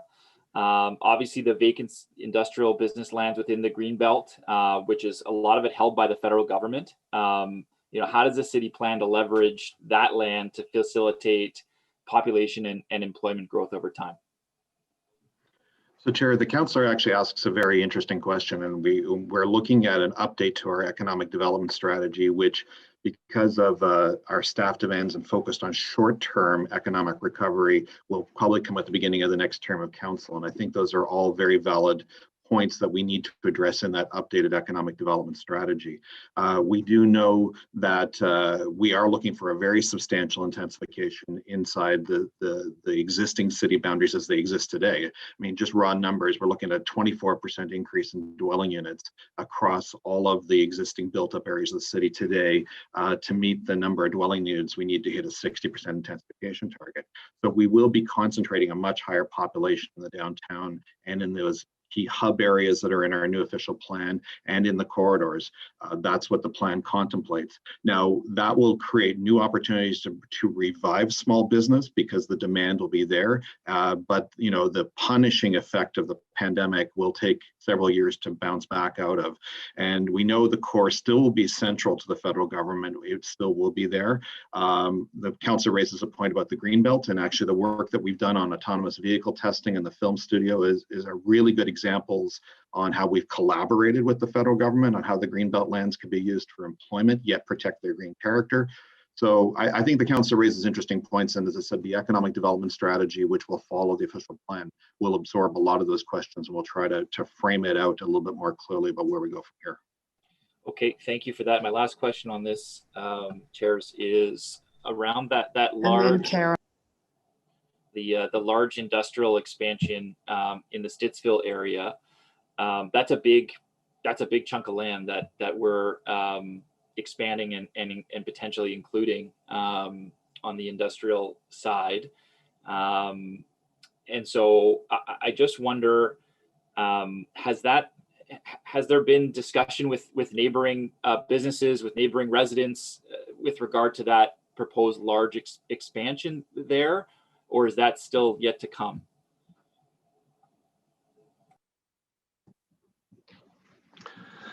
Chairs, so that's part of the official plan review through the consultation. I will note that some of the submissions we have received on the item before you today, some of the businesses on the west side of Carp Road corridor, they are supportive of the designation.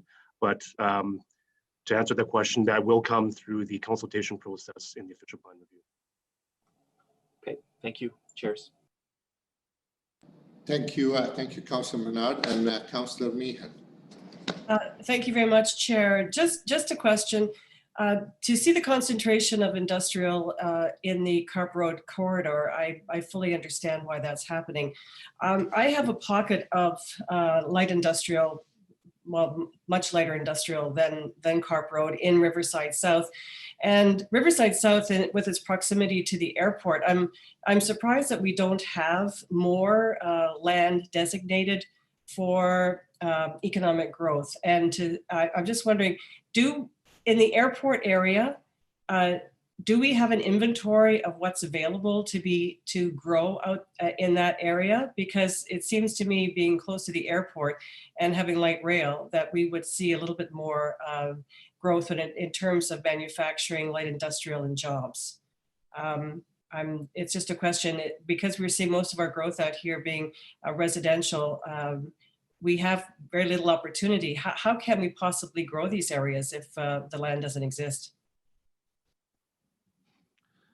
So chairs, in the vacant industrial inventory that Joint Committees just received as item 1, in the back, it itemizes the vacant industrial lands around the airport and in Riverside South. And so there is an inventory of vacant land there. As we move through the new official plan, one of the proposed designations is a special district for the airport, and working with the airport authority on creating a secondary plan. And one of the aspects of the secondary plan, I imagine, would be looking at how to get some of those industrial lands online and I guess he's done. So is there, I guess I'm saying, what volume, like what is the mass of lands that we have? And what is the biggest challenge in developing those, bring them on? So chairs, there are two challenges with the airport and the industrial lands in Riverside South. I'll start with the airport. The lands around the airport, they are under the airport authority, and so they have lease arrangements that are a little bit different from what businesses are used to.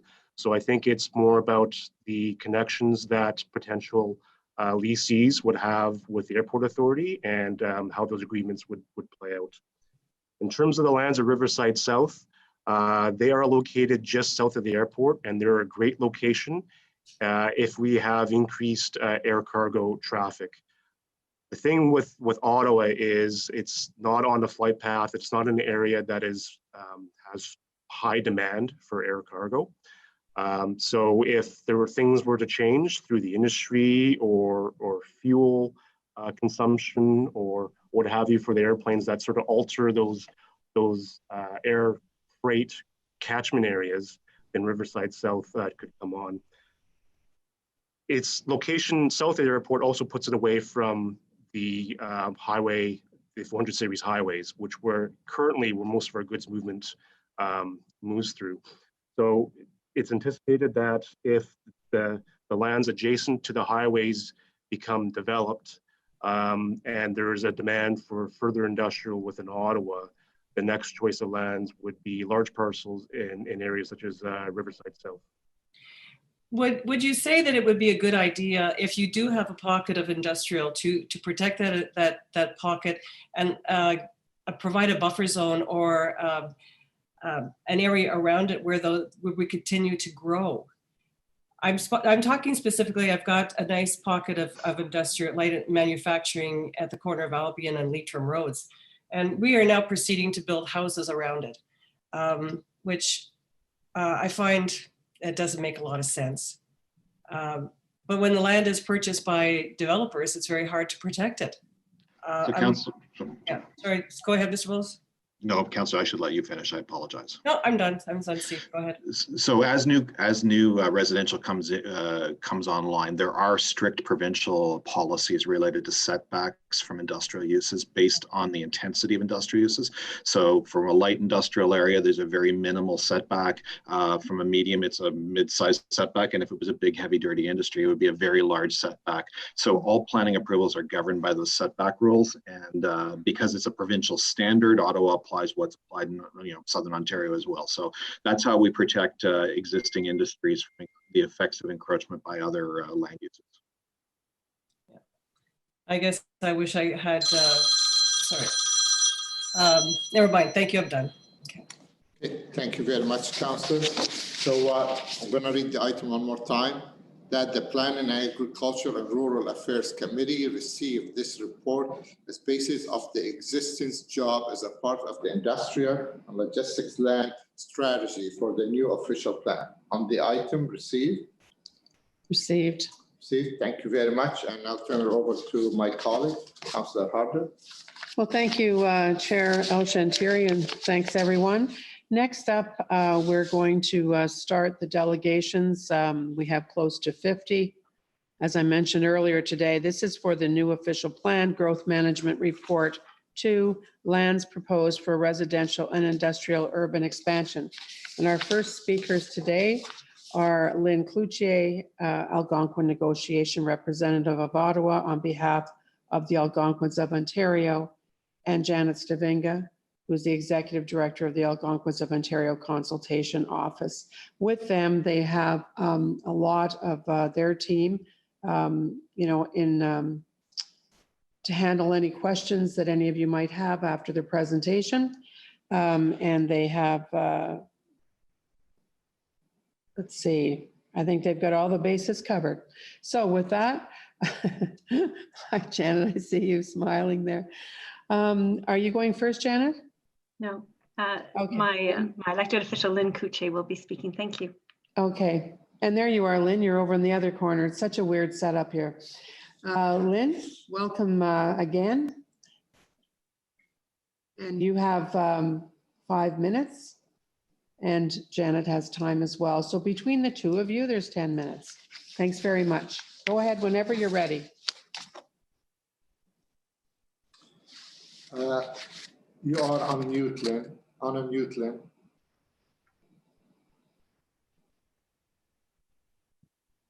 Yeah. You think we'd know by now, don't you? Wouldn't you? So good morning, everyone, members of the Planning Committee and the Agricultural and Rural Affairs Committee and the chairs. My name is Lynn Cloutier, and I am the Algonquin Negotiation Representative for the Ottawa Algonquin Community and the Algonquins of Ontario. Thank you for the opportunity to speak to you today. For the past year, the Algonquins of Ontario have been advancing our vision for Taywin, a once-in-a-generation opportunity to create one of Canada's most respectful, connected, sustainable, and inclusive communities, a community that embodies Algonquin values and literally means home in Algonquin. Since the beginning of our treaty-making process in 1992, the Algonquins of Ontario, the AOO, have been striving to make our presence known and felt within the unceded AOO settlement area. We are seeking opportunities to participate in economic development and capacity building within Eastern Ontario, and especially within the City of Ottawa. Our people, the original stewards and holders of Aboriginal title and rights of this land and its resources, have been precluded from these opportunities for too long. Now is the time for the Algonquins of Ontario to seize the rich opportunities for community building, sustainability, and prosperity that the Taywin land provides. It is time for a community led by the Algonquins of Ontario to be integrated into the City of Ottawa and the capital of Canada. Taywin will be a community like no other. Algonquin history, culture, voice, and teachings will be a fundamental element in the consultation, planning, and design processes in the development of Taywin. In keeping with an Algonquin worldview, it will be a whole community with all elements depending on every other element. Taylin will be a place that is healthy, respectful, and connected to the earth. Sustainability, a modern term, has long been the practice of the Algonquin people and their ancestors. We view ourselves as part of the natural world and believe all life has spirit and as such should be respected, not exploited. Taylin will be a place in which the Algonquin people see themselves reflected while also being a community that welcomes everyone, fostering equity, inclusion, and the socioeconomic prosperity of the Algonquins of Ontario and all peoples. One Planet Living will be used as a framework to bring the Algonquins of Ontario, the City of Ottawa, and the broader community together through a shared vision of sustainability. One Planet Living is a vision of a world where all people live happy and healthy lives within the ecological limits of our one planet. Comprised of 10 holistic principles that address all aspects of environmental, social, and economic sustainability, the One Planet Living framework is well aligned with Algonquin values, teachings, and aspirations. Taylin will make Ottawa the only city in North America with 2 One Planet Living endorsed communities, the first being Zibi, in which the Algonquin are also involved, elevating Ottawa's stature as a global leader in sustainable design. We are excited to build the story of Taylin, a story of Algonquin culture and history, unity and collaboration, innovation and excellence, and right relations with nature. We hope you will join us in creating this story and seize the once-in-a-generation opportunity to build a model, sustainable, and inclusive community at Taylin. Taylin is not just about a business deal for the Algonquins of Ontario. It is a matter of being included as people, people who should be here, should be known to be here, and who deserve a bright, healthy, sustainable future for themselves and for future generations. It is an opportunity for all within our traditional territory to reconcile with each other and with the land that nurtures us. Our time is now. Thank you. Our AOO Executive Director, Janet Stavinga, will make her remarks. Thank you very much, Lynn. On behalf of the Algonquins of Ontario, we express our thanks to Steve Willis and his team for the excellent report that is before the Special Joint Committee for consideration today. However, the recommendations do not go far enough, as city staff have recommended that Taylin be identified as Category 3 lands. This would mean that Taylin would be subject to a further 5-year study period with no assurances afterwards that the city will support the inclusion of these Algonquin lands within the socio-economic fiber of our city. Furthermore, the staff analysis of the Taylin contained within this report is not only underwhelming, but it does not accurately reflect the planning and the technical analysis that we previously submitted to the city in support for Taylin's inclusion within the urban boundary. The AOO and our partners are more than prepared to commence the required community design plans and the associated studies to support the realization of Taylin within the city, with the local communities and our Algonquin elders and community members.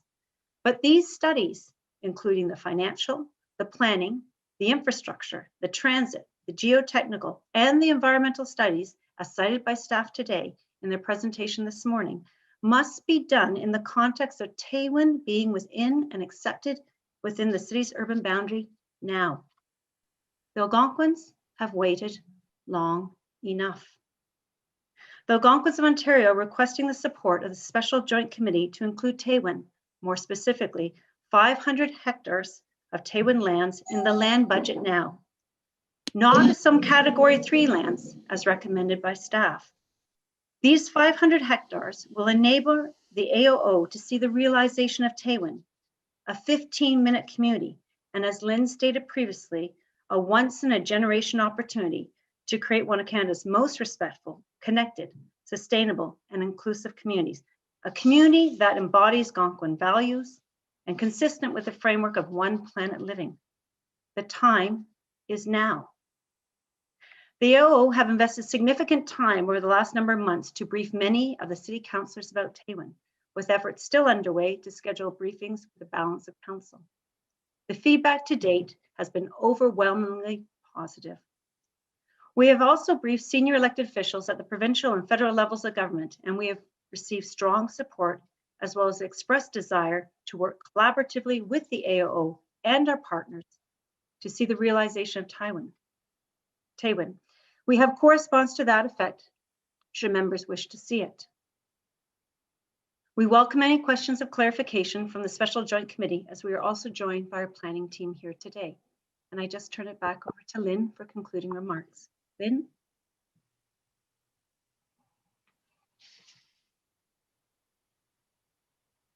And you're on mute, Lynn. In conclusion, we think our Tailwind is a good project, and we think our team and the project will have a transformative effect on the future of Ottawa. Thank you all, chairs, councillors, and city staff for listening, for your interest, and for your favorable consideration of our request. Che Megwich. Hi. And now we have councillors who have questions. And as I mentioned before, we have a strong team with Lynn and Janet here to answer questions. And I'll look to you, Janet and Lynn, to redirect the questions as you will. First speaker is Councillor Leeper. Councillor Leeper? Thanks, Chair. Thanks both for the presentation. I am excited about the potential that Tailwind can be brought in within our boundaries. The lands that are currently being proposed to be brought in this first round have, very clearly met City Council's criteria for inclusion. There are three options for making up the remainder of the land, which you heard in the staff presentation. The first is kind of a distributed option of parcels to make up an additional 270 hectares. There is the proposal to potentially focus on 3 areas, or there is the potential to put all of our eggs in the Tailwind basket to make up the lands that are required in order to make up the full supply that we forecast. If council were to take that third option on recommendation of this committee to say we want to make up the remainder of the inventory through inclusion of the Tailwind lands, wouldn't that give you the certainty you need in order to begin the studies that would demonstrate that these lands can meet the same criteria as the lands that we're including today? Lynn, do you want me to take that for a moment? Thanks. Okay, and then I'll actually then turn over to Cindy Rottenberg of our urban strategies to speak more. But Councillor Leeper, you have actually truly identified what we have seen as well, that we need that commitment. That express commitment. We need to bring in that 500 hectares. That 500 hectares will allow us to see the realization of the principles within One Planet, One Living. We can't talk about a 15-minute community. We can't talk about creating that 15-minute community and the realization of that unless we have that minimum of 500 hectares brought in. I'm just going to turn it over to Cindy to provide any additional comments. Cindy? Thank you, Janet. Joint chairs, members of committee. Thank you for this opportunity to speak. Thank you to staff for all of their hard work. I think, Janet, you've done a very good job. I'm not sure that I can add a tremendous amount more. The ask is to, of course, have the Tailwind lands, which your reports refer to as East Leitrim and West Carlsbad, added now rather than waiting for 5 years, and to be added in their entirety. As Lynn very beautifully described, the vision for Tailwind that the Algonquins of Ontario are putting forward is for a whole community, a community which very much maps onto Ottawa's concept, and a concept that is being spoken about at large in planning circles, which is the idea of a complete 15-minute community, a community that is built at transit supportive densities from the very first day that residents arrive. And so that requires more land than the remaining land budget of 270 hectares, as we understand staff have identified. Through very careful work on behalf of our multidisciplinary team, The concept of a complete community requires a critical mass of population. That population, even at very efficient and compact land densities, requires more land than 270 hectares to realize. I hope that helps. It does. I mean, fundamentally, we don't want to add more land in total than council approved last May in order to achieve the intensification targets that we're seeking. So does your proposal to add all 500 today, logically speaking, that must imply that we would need to remove, 230 hectares from the lands that we're adding from other property owners? I think I'm doing the math on that correctly. Through you, joint chairs, yes, Councillor Leeper, that is what we would also conclude. Obviously the various landowners don't want to throw each other under the bus with respect to targeting which parcels should come out. I'm going to guess that you have not identified what 230 hectares. You're shaking your head, so that makes sense. I'll just my final question is it all or nothing? If we don't include 500 hectares, but we proceed with option 3 from the 2026 edition, is Taywin still on the table? So as indicated earlier, Councillor, with great respect, by putting us in the category 3, you're asking the Algonquins of Ontario and our partners to invest significant time, significant dollars in numerous studies with no commitment that the Algonquins will be allowed to go in. The Algonquins of Ontario and the Algonquins themselves have been waiting too long to be part of the cultural and the socioeconomic fabric of this city. This is an opportunity for the City of Ottawa, through this joint committee, to be bold, to acknowledge that for a 15-minute community to be created, to develop the framework in terms of one planet living, you have to have a minimum of 500 hectares.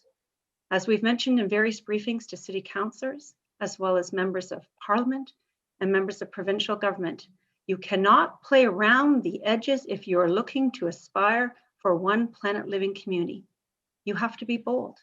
And we ask you to be bold and to work with Algonquins Ontario to make this happen, and to make this happen now.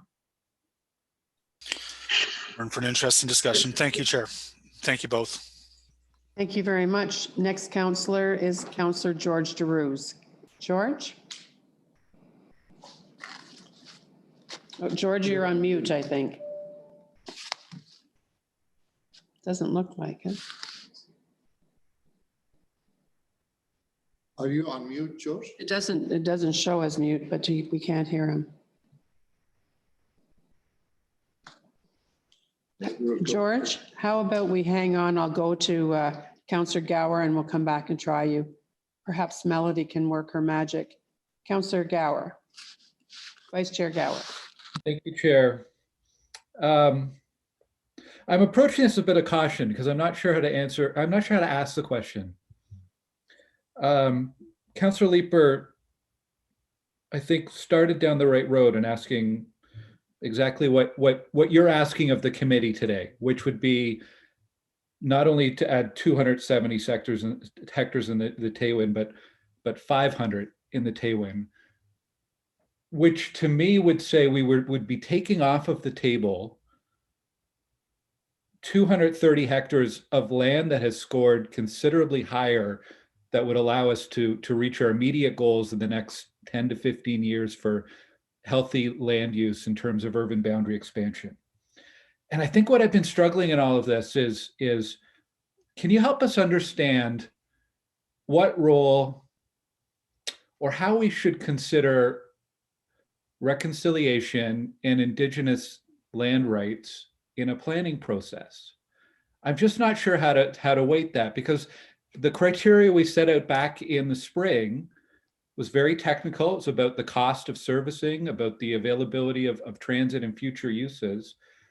And we weren't even considering reconciliation or Indigenous land rights and priorities in that selection. And I really don't understand how we should be considering that. And I'd like to hear your advice and your thoughts on how, as a city and a committee, we should be weighing and considering those priorities? I'll jump in here. The whole concept of Tailwind is based on a worldview. As a planet, we're using up our resources really quickly. We all know that we're going to run out of everything if human beings don't change their way. And the Algonquins, as people who live and whose culture comes directly from the land, and maybe more recently than many others, their worldview is that we are all one. We are part of the natural environment. So 15-minute communities, 5 big moves is a movement towards recognizing that we have to find our place within the confines of the natural world. Part of that is to know, and when you talk about reconciliation, there's a whole group of people who have been absent from the fabric of our land and our territory. So it's maybe not something you can check off and measure as you know, the number of kilometers or the volume of something or the number of people, but it is nevertheless an element of life on this planet that people have been marginalized, sidelined. When you think that we are the traditional and the original owners, if you like, and we don't even consider it that term, of this land, where have we been? We have been nowhere. And that is part of where we have to go as not just a community, but as a country and as a world, to realize the value of everything in the world, not just the value of making sure everybody has a house, everybody has a job. It's more than that. It's about community, and it's a community. It's an element that's really hard to measure, but nevertheless, we're coming to terms as a country with the idea that we have to deal with this element of living together. And so that's where inclusion, or where reconciliation comes. It comes with inclusion. It comes with acknowledgement of value of community and of everybody in it. And so I hope that answered your question. So thanks, Lynn. And just also, I think, Councillor Gower, what you've noted is there's a number before you being presented by staff, a number of recommendations for you where land has scored considerably higher. But what we are saying is we are challenging those conclusions done by staff. You recall that staff had come forward back in May with a very technical, and I don't mean to be derogatory in this way, but a very, a numeric approach as to the quantification or the qualification of when land should come in. In your wisdom at committee, joint committee, and then at council, you endorsed the 5 big moves. We have proven that we can deliver on those 5 big moves. And I'm just going to turn it over to Cindy very briefly as well to provide any additional insights on this one. Cindy?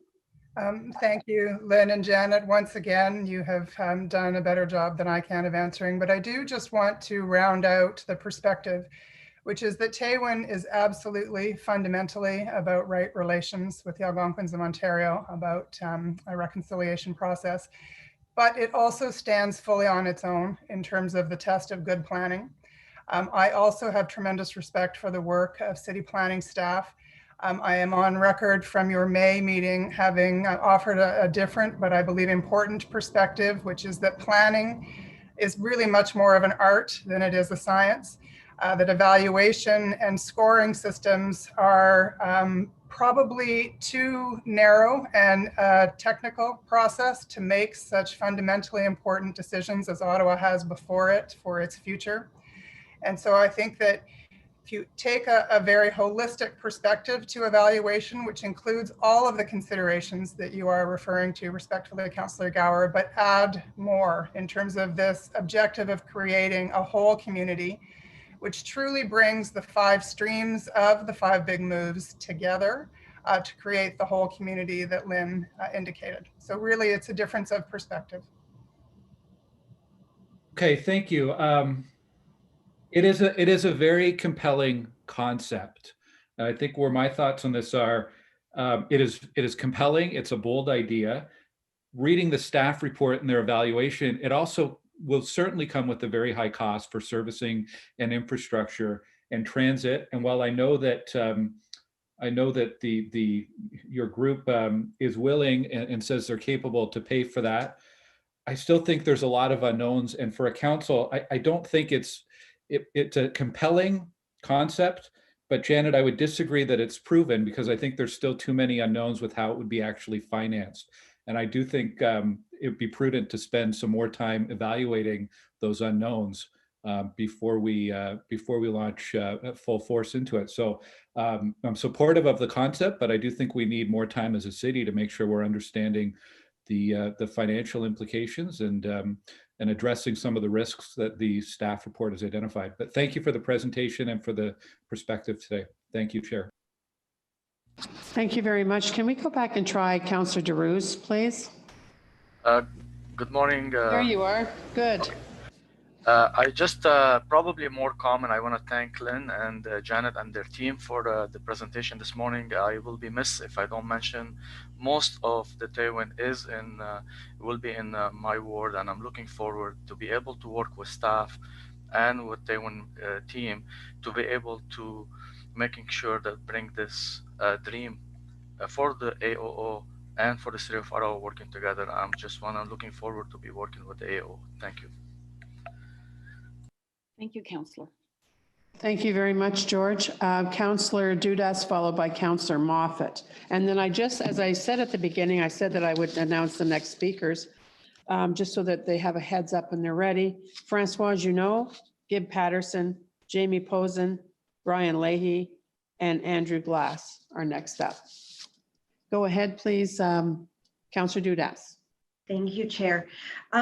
So in your submission, there are very strong opportunities to provide transit connections to the south of our city, to the downtown core, to the West End.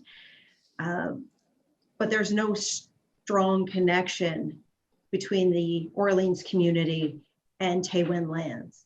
And if joint committee and council were to incorporate these lands into the OP, my question is, have you given any consideration into what infrastructure, whether it be public transit or roads or active transportation, this landmass would need in order to effectively connect to the Orleans community?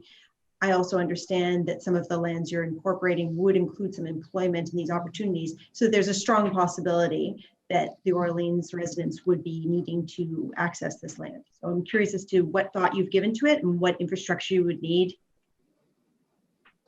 Great. So Lynn, if you're okay, I'm going to just turn that over to Cindy and she can direct the team, or perhaps she can answer that herself. Cindy? Thank you, Janet. Through you, Joint Chairs, Councillor Dudas, excellent question. And one of the things that we believe is so important in terms of Ottawa thinking about its future is that the opportunity at Tailwind, which would be connected from day one, as I've already indicated, to either the airport or to the Searville station, or potentially both, offers a great opportunity to balance out the transit network in the city of Ottawa for the long term, which currently, of course, is very oriented to the west. It therefore provides an opportunity to deliver service to the Orleans community at large, through those connections at the LRT line, the Searville station. A potential bus rapid transit line is being considered along Highway 417, which would connect directly to the Amazon lands. Of course, these are early ideas. I think, as is the case with everything that has been proposed to date, we have done our homework comprehensively, but we are very open. We are at the very beginning of a process of conversation that we would like to have with planning staff, with staff of all departments, with the members of council and the community at large, about what ways to fit Tailwind into Ottawa's broad city structure make the most sense. Thank you. Is that it, Councillor Dudas? Thank you. Councillor Moffat is our last one with a hand up. That's a heads up to anyone else who might want to. Thank you very much. Councillor Moffat. Thank you. I just just curious about maybe your thoughts on something. When we look at this report, obviously we talk about the 1281, that's what we require.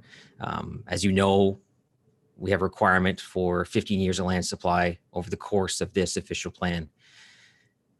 The reason why we're at this with the category 1, 2, and 3 is because we couldn't easily find those 1,281 hectares of land in the category 1 lands to add now for development. So now we look at the 270, what's possible with those? Do we look at category 2? Do we look at category 3? All of which need further evaluation.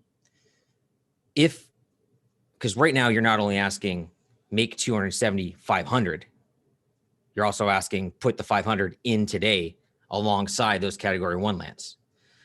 The risk to us and to the city is that we get to 5 years from now, we get to 10 years from now, those 500 hectares are not ready for development. We haven't been able to figure out how to get them connected, do these sorts of things. And now we're short 500 hectares. So now instead of 1,281 hectares, now we're going to look to replace those 230 that we added, and we're going to add those 270. So 5 to 10 years from now, we could be looking at 1,700 to 1,800 hectares of land in the urban boundary because we aren't able to keep up with the pace of growth, and the lands that are to be evaluated in 5 years are not to be evaluated. They're already in. Once lands are in, they're not coming out. How do you provide any sort of assurance to this council that if they were to add those 500 hectares today and treat them as category 1 lands, that we wouldn't be in a similar situation 5 to 10 years from now, having to add more lands to this boundary? So I'm just going, if that's okay, I'm going to turn to you, Cindy, and then I'm going to probably just add some comments after your thoughts, Cindy. Great. Thanks for the question. Yeah. Through you, Joint Chairs, Councillor Moffat, another very important question. I think that the answer to your question is that we have a very large team of engineers, of development experts who have extensive experience delivering housing product. And of course, Taywin, it's a much broader vision than just housing, but your question is pertaining to housing. A track record of delivering. There has been a tremendous amount of investigation done on the Taywin lands. Again, an important difference of opinion, perhaps, in terms of how viable these lands are for development. My colleagues, 3 engineers, have written to council. They're here if we should need them to answer questions. But I think the most important thing is to say these are engineers who have worked in the Ottawa region for decades. They have no concerns about the ability to deliver development at Taywin in a timely fashion. I believe that Janet Stavinga's letter commits to providing occupancy within 5 years, should that serve the city. And I think what I just want to reaffirm is that we have no reservations about the ability to do that. So I think that's all I would say. I think I'm going to leave it there. There are other, suffice to say that it's important for us, again, chairs and committee, to do that additional work that is required. It is important that we have that confidence of council. And we believe, as indicated in the letter that we provided to you, and there was not just the letter on behalf of the AO, but we also had our planning team, as noted by Cindy, the 2 letters that actually challenge those assumptions that have been placed in the staff report. There is a difference of opinion. We know that we can do it, and we are committed to doing it. All right, thank you. Thank you, Councillor Moffat. I was going to call you Councillor Stavinga, but I have to stay away from that. More than once in your speaking, Janet, you mentioned the time is now. The time is now. So you use that 3 times in your short speaking. Can you tell, just elaborate a little bit more? Why is the time is now? Lynn, do you want to chime in? And I can certainly, from a perspective of not being Algonquin, and why I actually emphasize that as well. Lynn? Well, I suppose on a historic level, we've been basically sidelined, taken a back seat for hundreds of years. We are also, after nearly 30 years of negotiating, approaching the final treaty, we hope, It's such a tremendous job.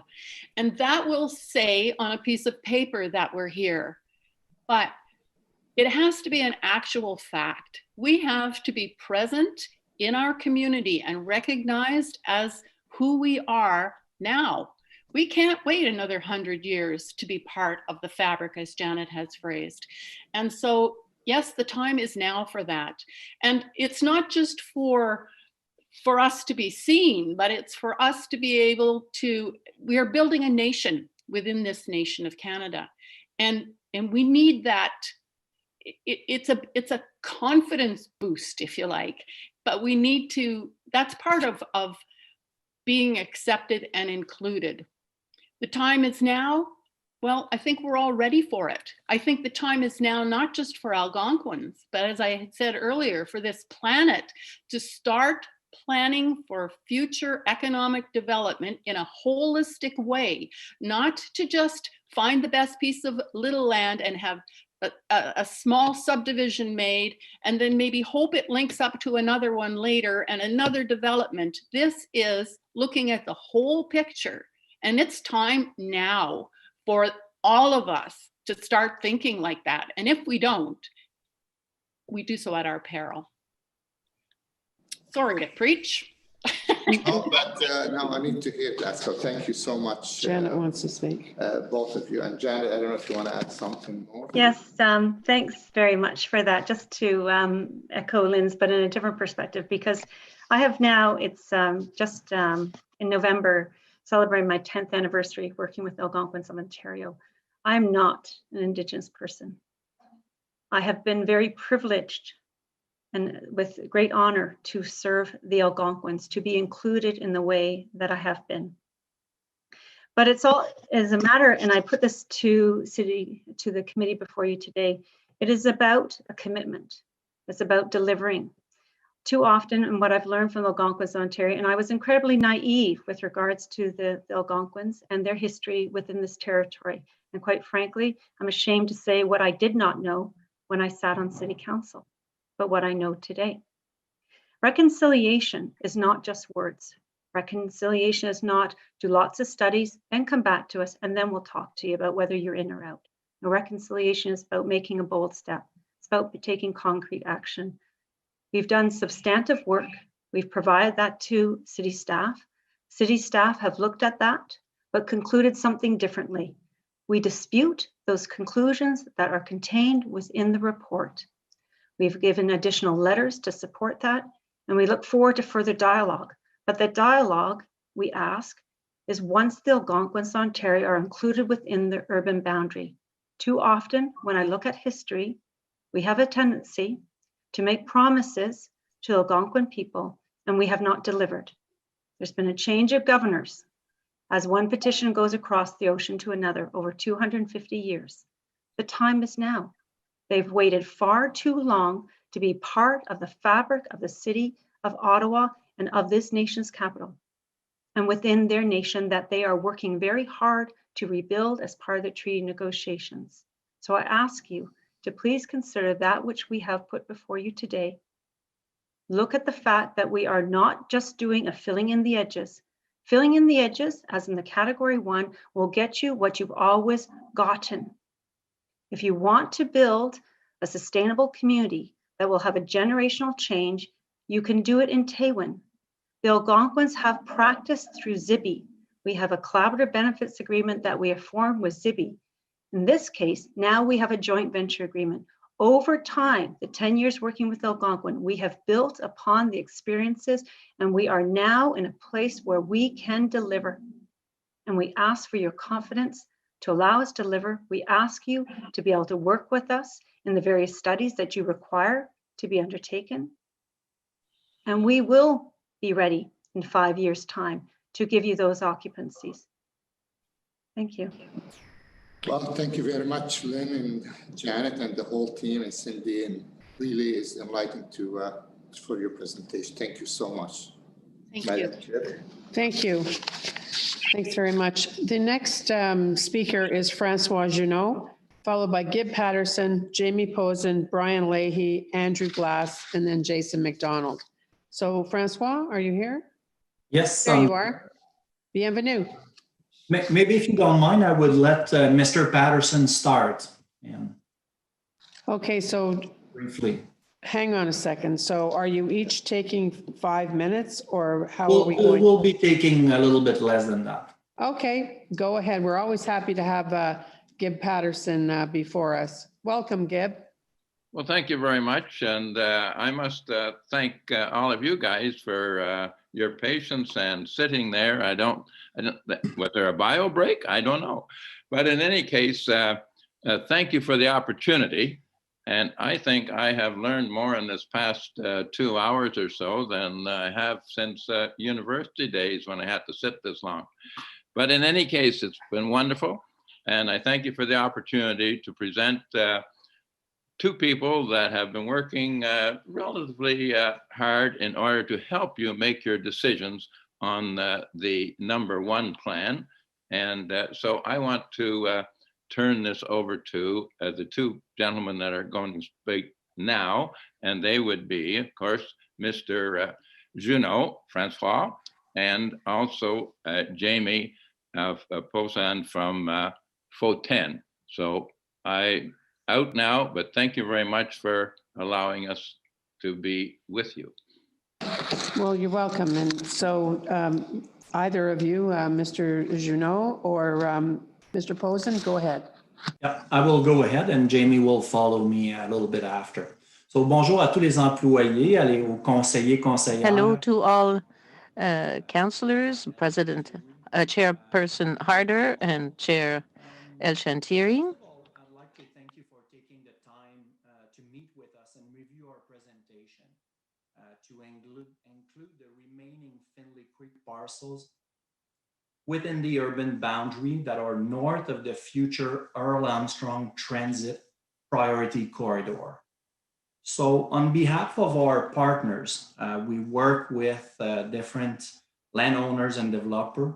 So Claridge, Richcraft, Urbandale, Multivesco, and the Patterson Group would like to present some argument to support our inclusion in the urban boundary at this time. So we work together to create a master plan with Fautaine, which makes it a lot easier than working parcel to parcel. So this master plan would create housing for more than 7,000 new families in the Findlay Creek area using a slightly higher density ratio targeted by the city. It's a master plan that we have a commitment from all the developers and landowners for a sustainable neighborhood with a One Planet designation or a LEED neighborhood designation. We strive to achieve the best possible 15-minute community with an increased mix of commercial and residential development along Bank Street, which already have some commercial as we speak. And that also includes a plan that you'll see from Jamie that has a proper system of pathways, active pathways and parks to bring people to those commercial areas. The transportation aspect of it all. So the land is within 2 kilometers from the future extension of Earl Armstrong Transit Priority Corridor. And we also have a committed to OC Transpo to take mitigation measures to bring OC Transpo commuters to the future Leitrim LRT station or to the Bowesville LRT station through the southwest via the Earl Armstrong Way. So Jamie will show you on a map in a few minutes what's the actual directions. Our master plan was developed to have a better integration between schools, parks, active pathways to bring residents to public transit and also the commercial areas on Bank Street.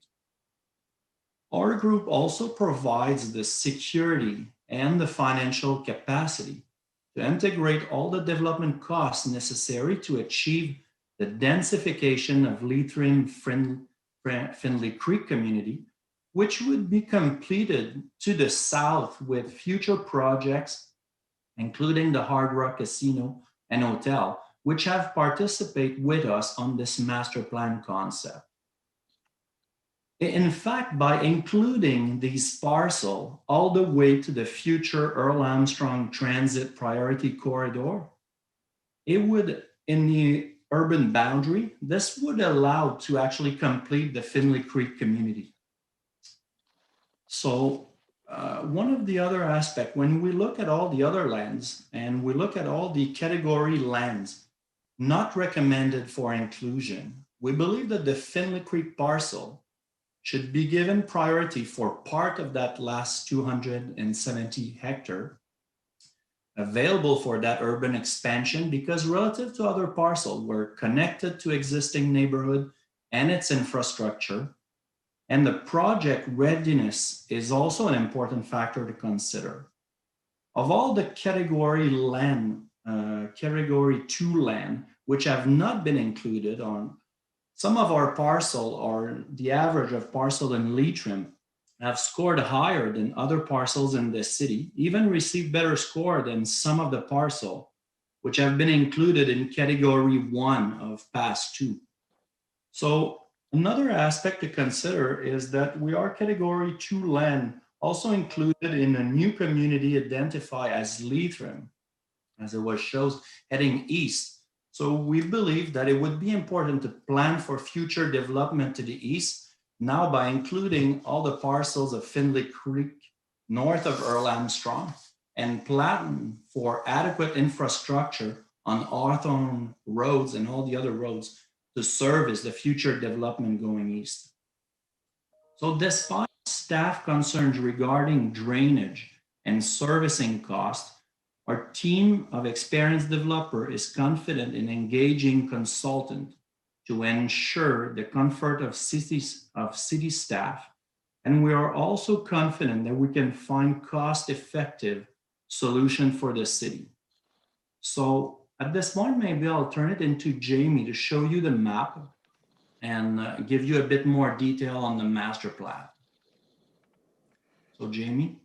For sure. Thank you, Francois, and Madam Chair, Mr. Chair. We all are part of the same team, so just making sure everyone's okay if I proceed.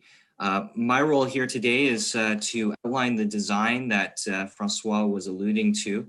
FOTEN was engaged by the group of landowners that you can see listed on the map on the screen here several months ago to take a look at these lands, and asked us, what could these lands look like if they were seen fit to be brought into the urban boundary through this official plan process.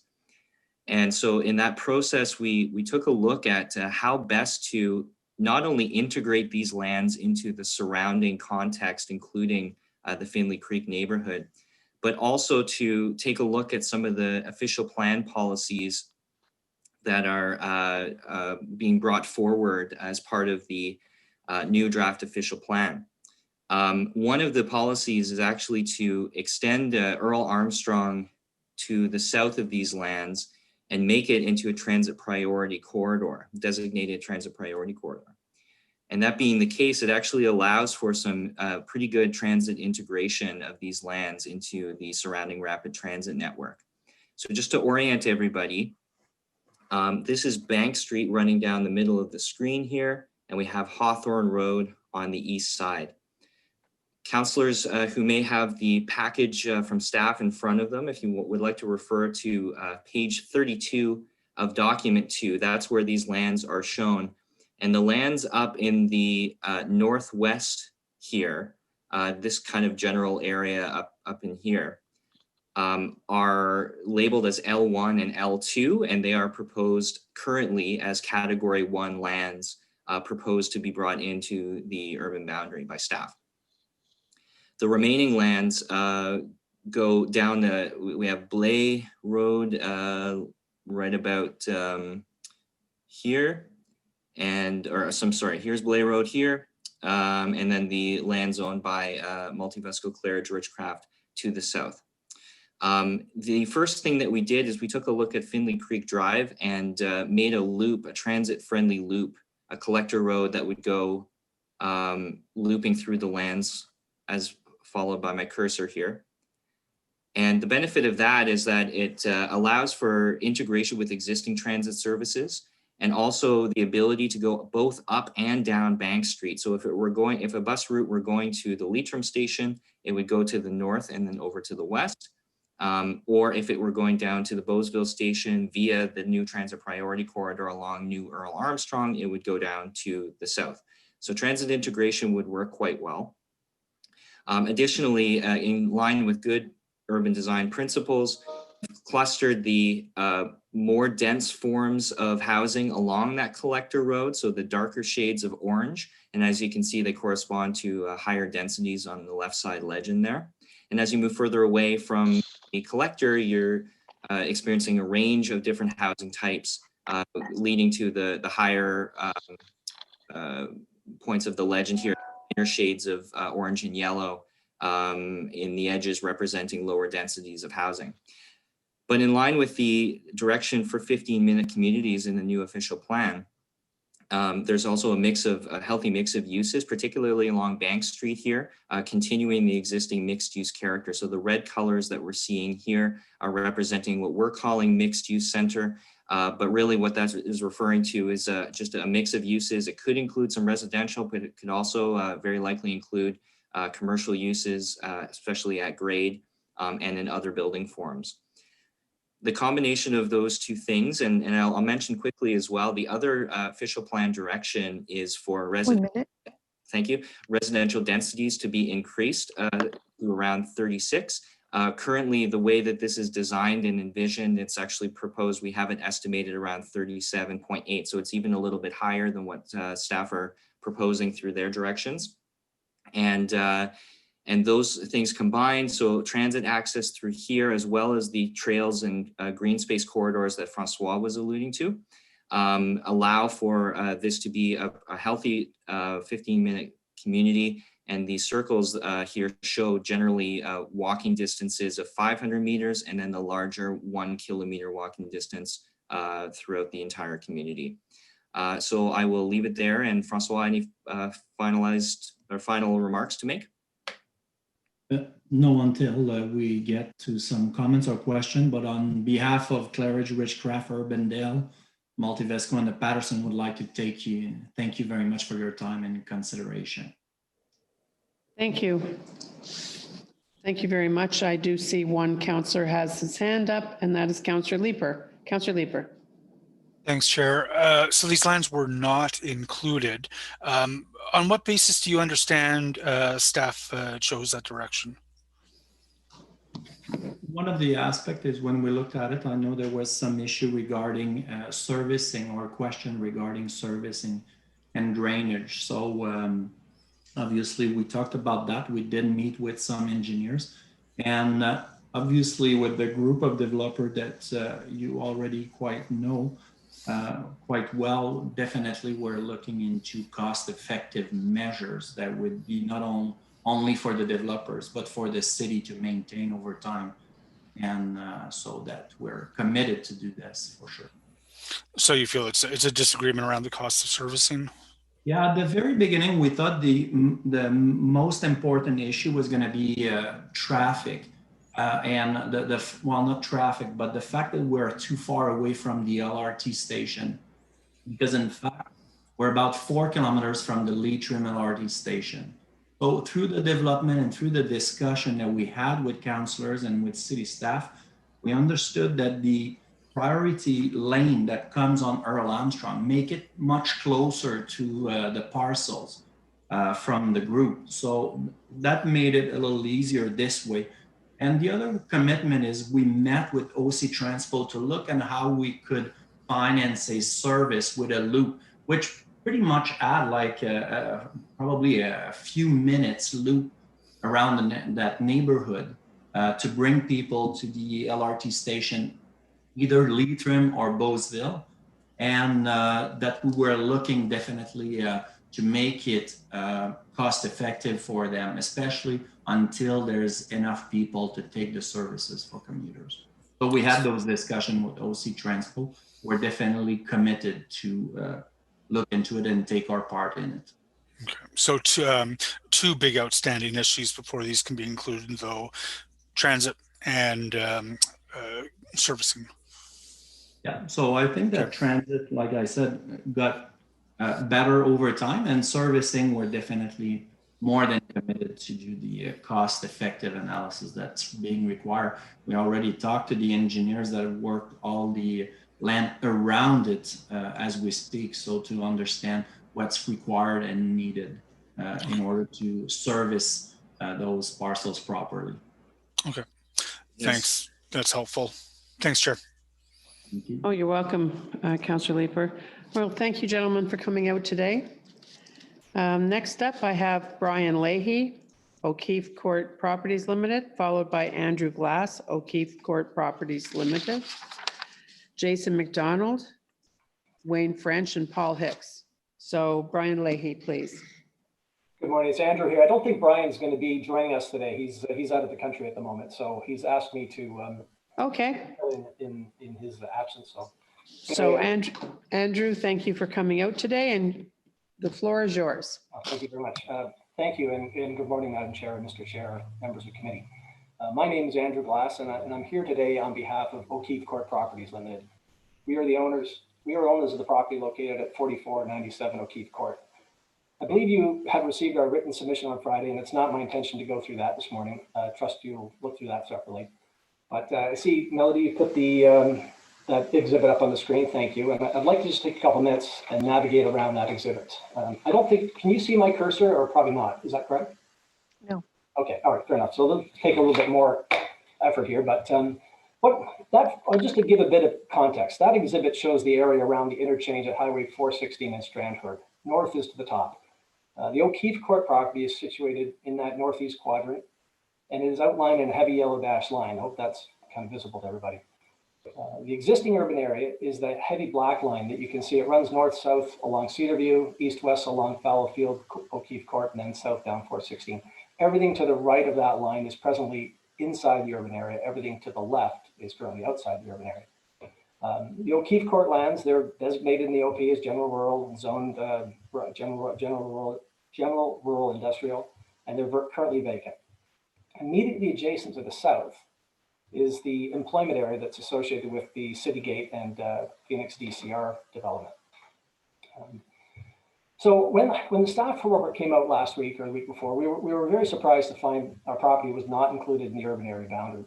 We did notice a small minor error in arithmetic in the scoring, not that that would have changed anything, but we're concerned about the O'Keefe Court lands having been left out of the urban area, more as a result of maybe a methodology that we feel inadvertently conflated servicing and transit and community integration issues, maybe more associated with a parcel that was within our servicing cluster area or adjacent property to the north, and that negatively impaired the scoring of our property. I'm just going to take a couple of minutes here to highlight the serviceability, transportation, transit, and community integration issues surrounding our parcel as they relate to the O'Keefe lands. Looking at municipal services and the aerial, there's an existing, it's shown in a blue line, sort of running across a blue dash line.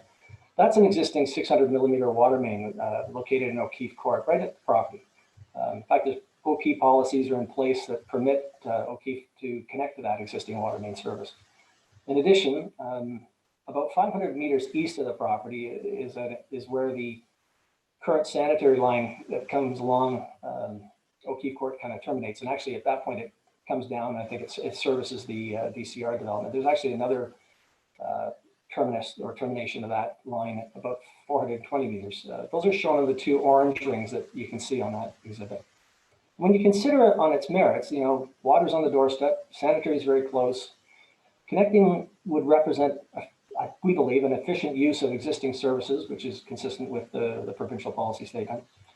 And we feel that that cluster methodology may have unintentionally conflated those servicing challenges that are more associated with the adjacent lands to the north and resulted in a lower score being applied to our parcel when we just compared how the scoring fell out for the adjacent parcels to the north and ours, which were the same. So on its merits, we feel O'Keefe Court probably warrants maybe a higher servicing score on that metric.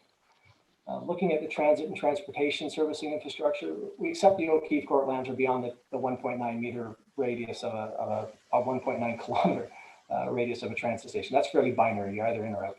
However, within 700 meters at City Gate, there exists weekday AM, PM, peak hour bus service to and from Fallowfield Transit Station or Transitway that provides the kind of regional and transit accessibility. Those are the dots, the red dots circle in City Gate. That's where there are existing bus service termination points that connect to that station. In addition, there's also 7-day local bus service within the Barrhaven community. We believe the relative close proximity of O'Keefe Corp property to those existing transit facilities warrants some consideration for an allocation of points in favor of the O'Keefe lands. The existing highway interchange, which is often overlooked, also supports the land use designation and provides regional and province-wide access to the province or to the property. In terms of community integration, the O'Keefe property is situated on the north boundary of a developing employment area or employment area to the immediate south. It represents a logical extension of the employment area. It's a 6.7 hectare addition is merely an incremental yet logical rounding out of that employment area on the east side of 416. It will also contribute to ensuring diversity of uses, strengthen the economic base, consistent with the OP and the provincial policy statement. And again, here we felt that cluster methodology, when looked at with the entire parcel, including the lands to the north, tended to push that scoring down and conferred some of those issues onto our land. And so just to conclude, we just respectfully request the committees request staff to review the scoring of the O'Keefe property separately on its own merits and not as part of the servicing cluster. Thank you.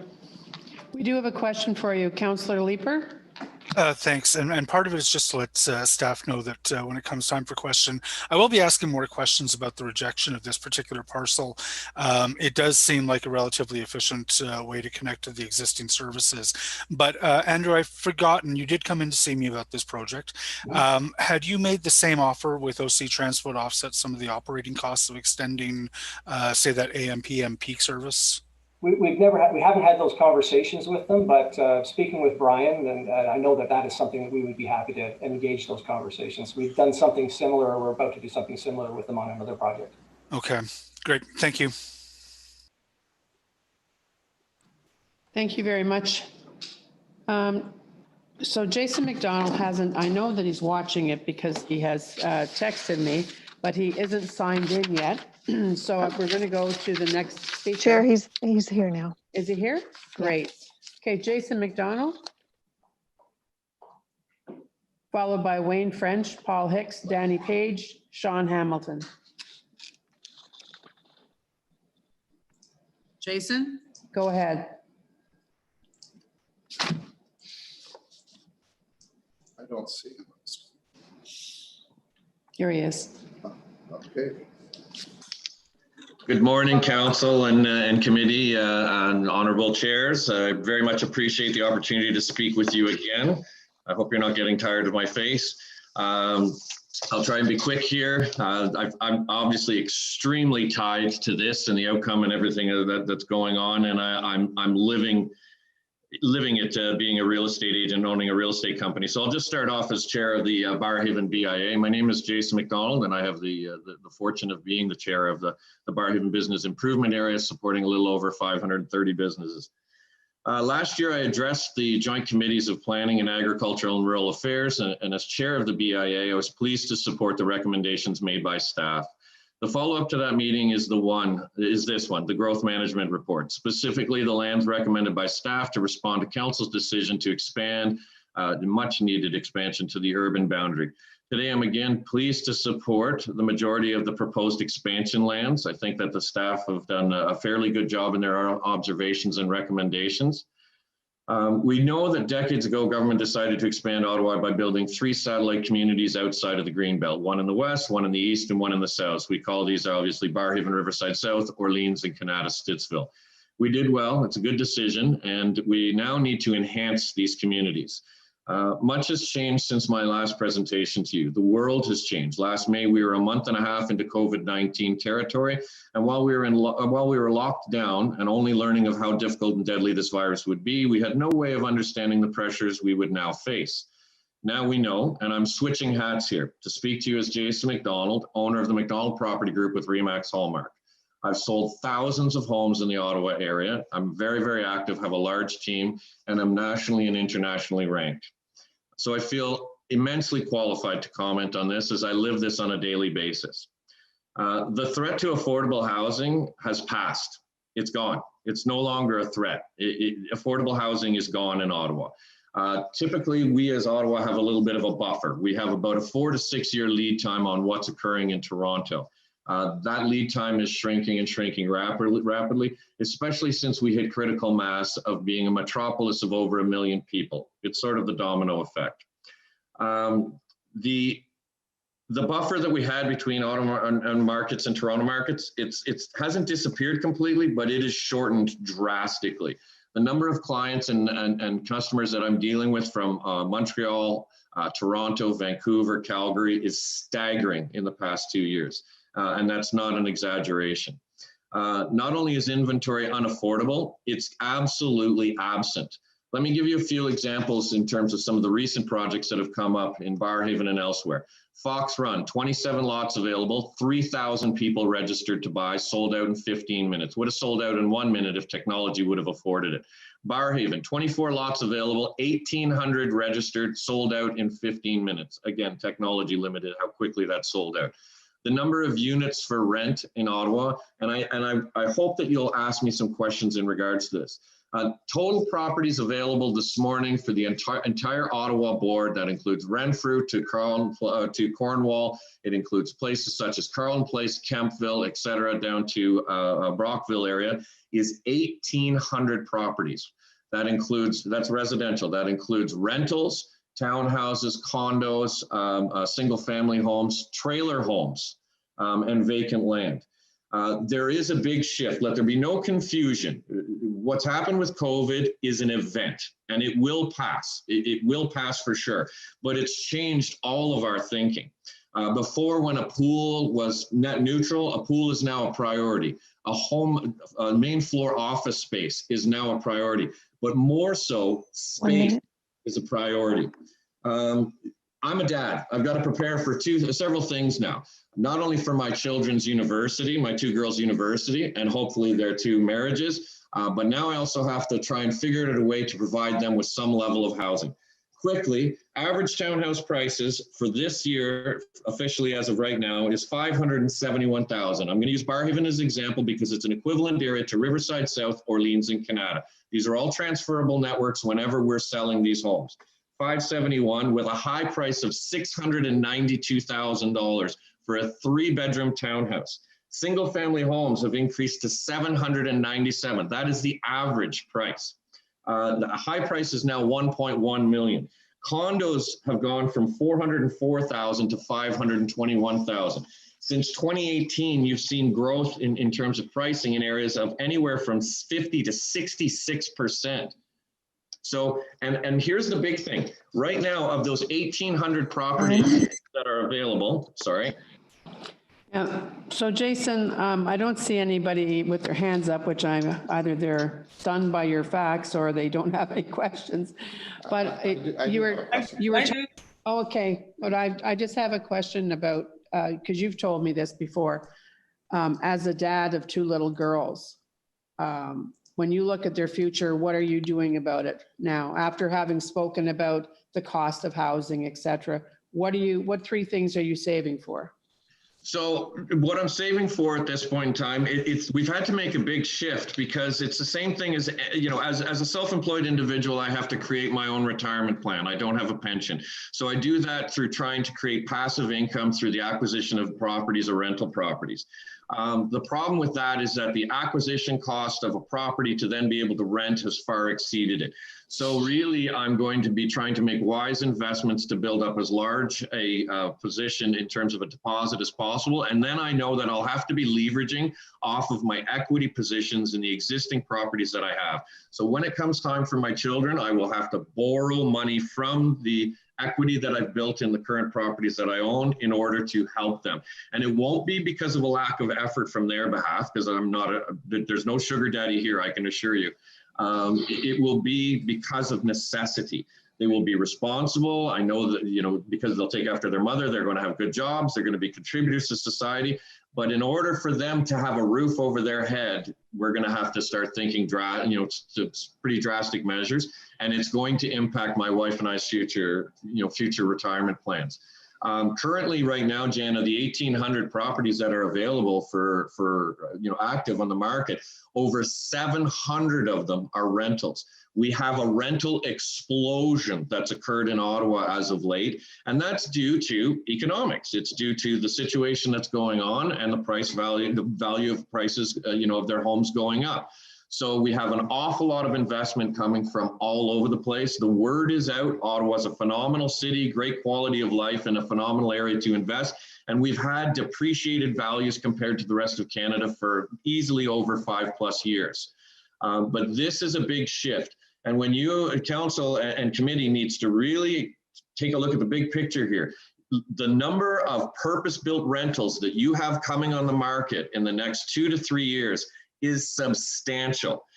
Housing crisis from that perspective in terms of available rentals will not be an issue. Owning a property, that's going to be an issue.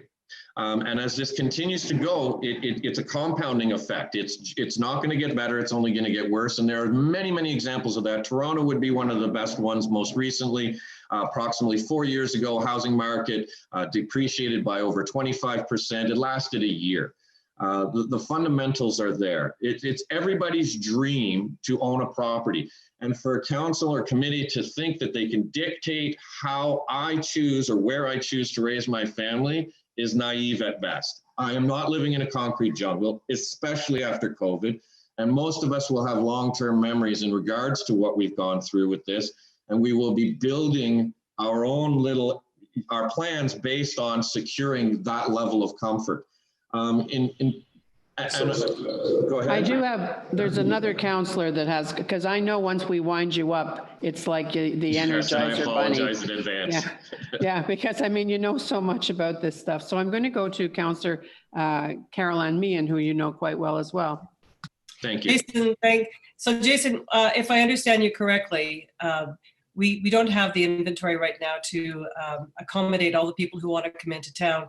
And are you saying that we're on the wrong track when we talk about intensification and people don't want that? They want their own little plot of land with a pool? Is that? I do, Carol-Ann. I mean, honestly, I do. And listen, the city, because it's a metropolis, it will evolve on its own merits. As the population continues to grow and as we have phenomenal resources and employment opportunities such as the Amazon warehouse, coming in, distribution center, I mean, that's a technology hub. It's when you build Petro-Canada, Esso wants to be across from them. This is the same thing that's happening with Amazon.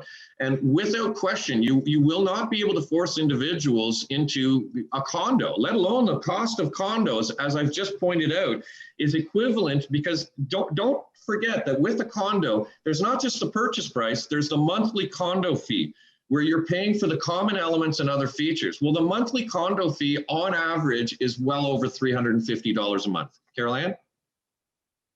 You're on mute, Carol-Ann.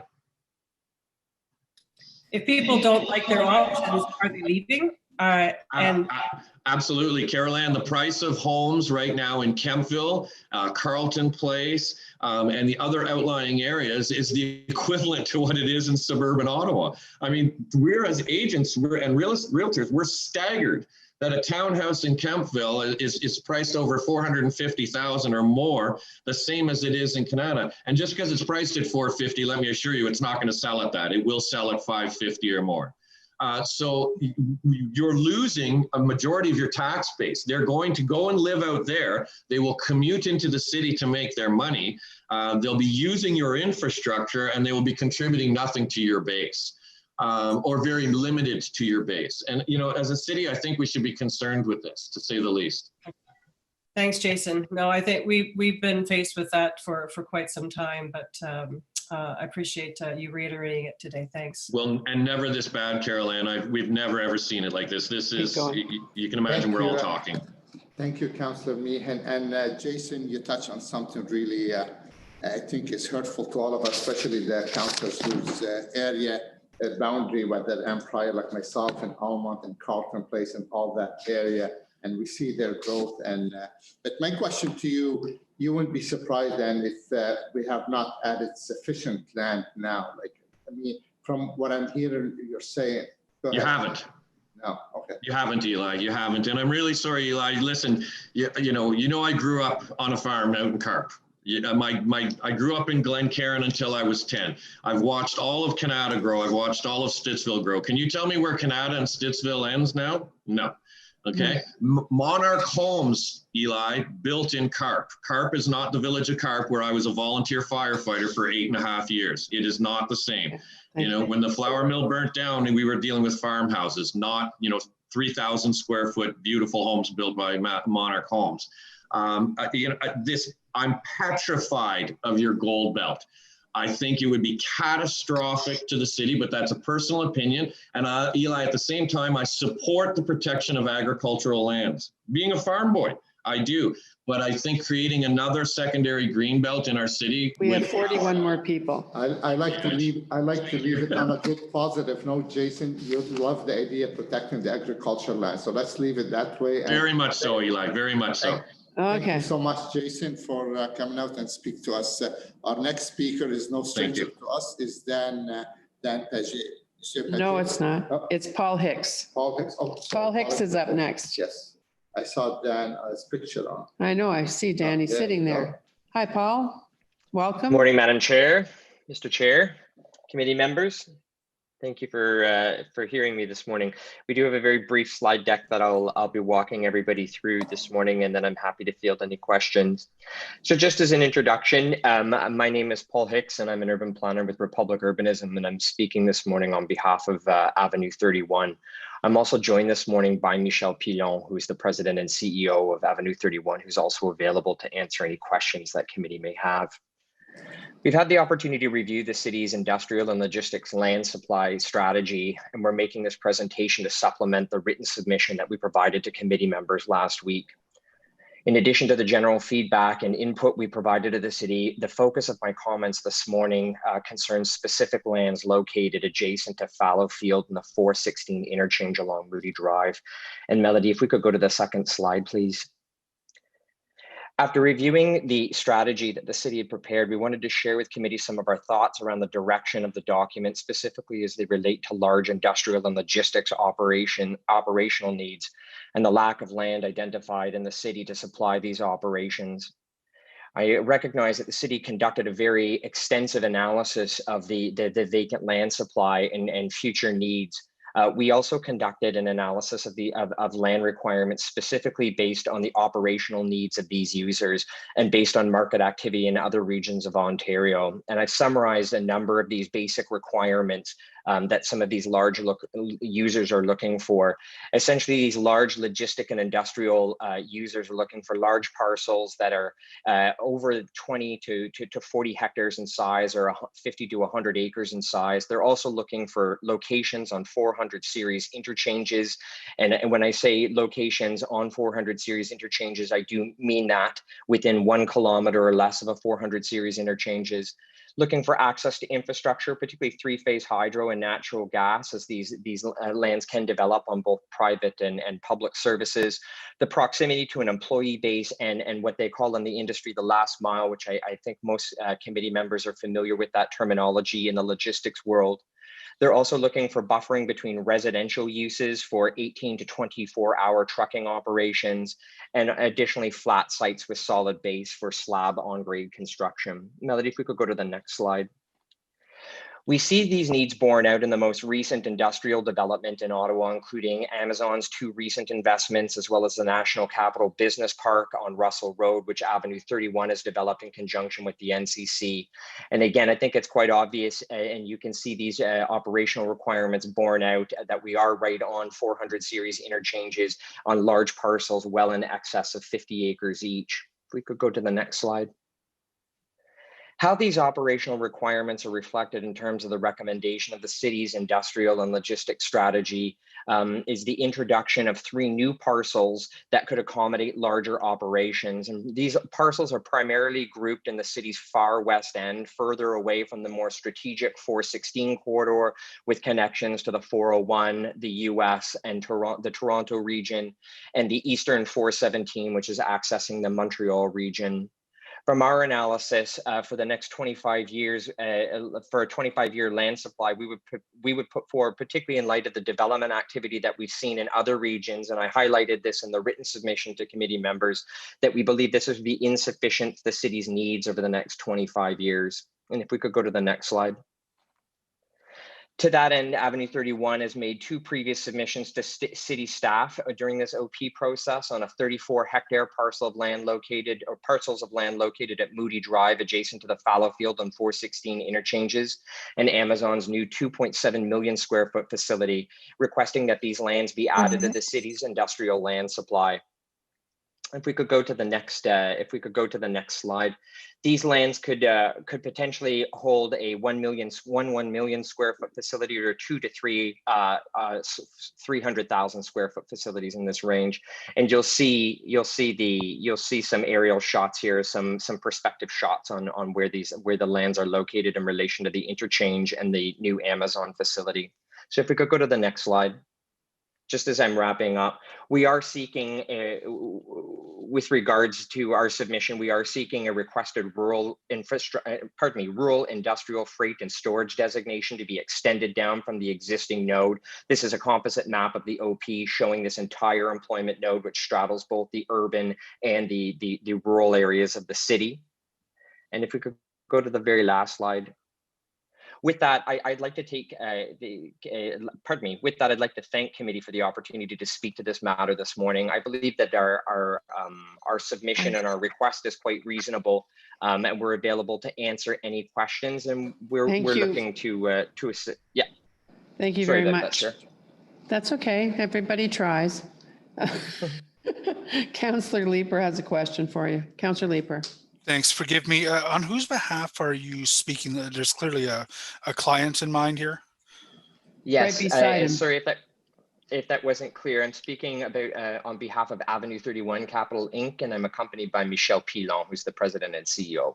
Okay. Thank you. And then what have city staff told you about the inclusion of that parcel and why it's not in here?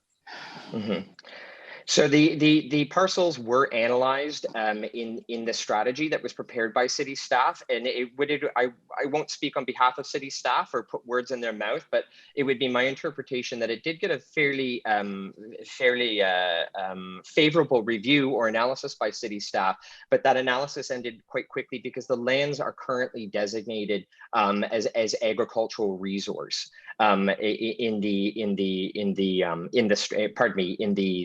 in the city's official plan.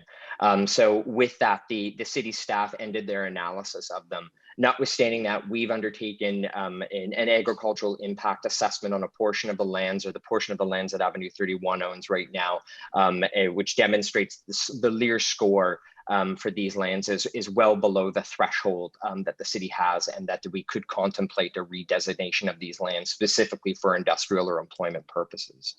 Okay, that's helpful. Thank you, Chair. Thank you. That's it for questions. I'm sure that we'll have this back talking about it some more tomorrow. Thank you. Next up is Danny Page, and followed by Sean Hamilton, Murray Chown, and Stephanie Morris. Danny, you have 5 minutes. Welcome.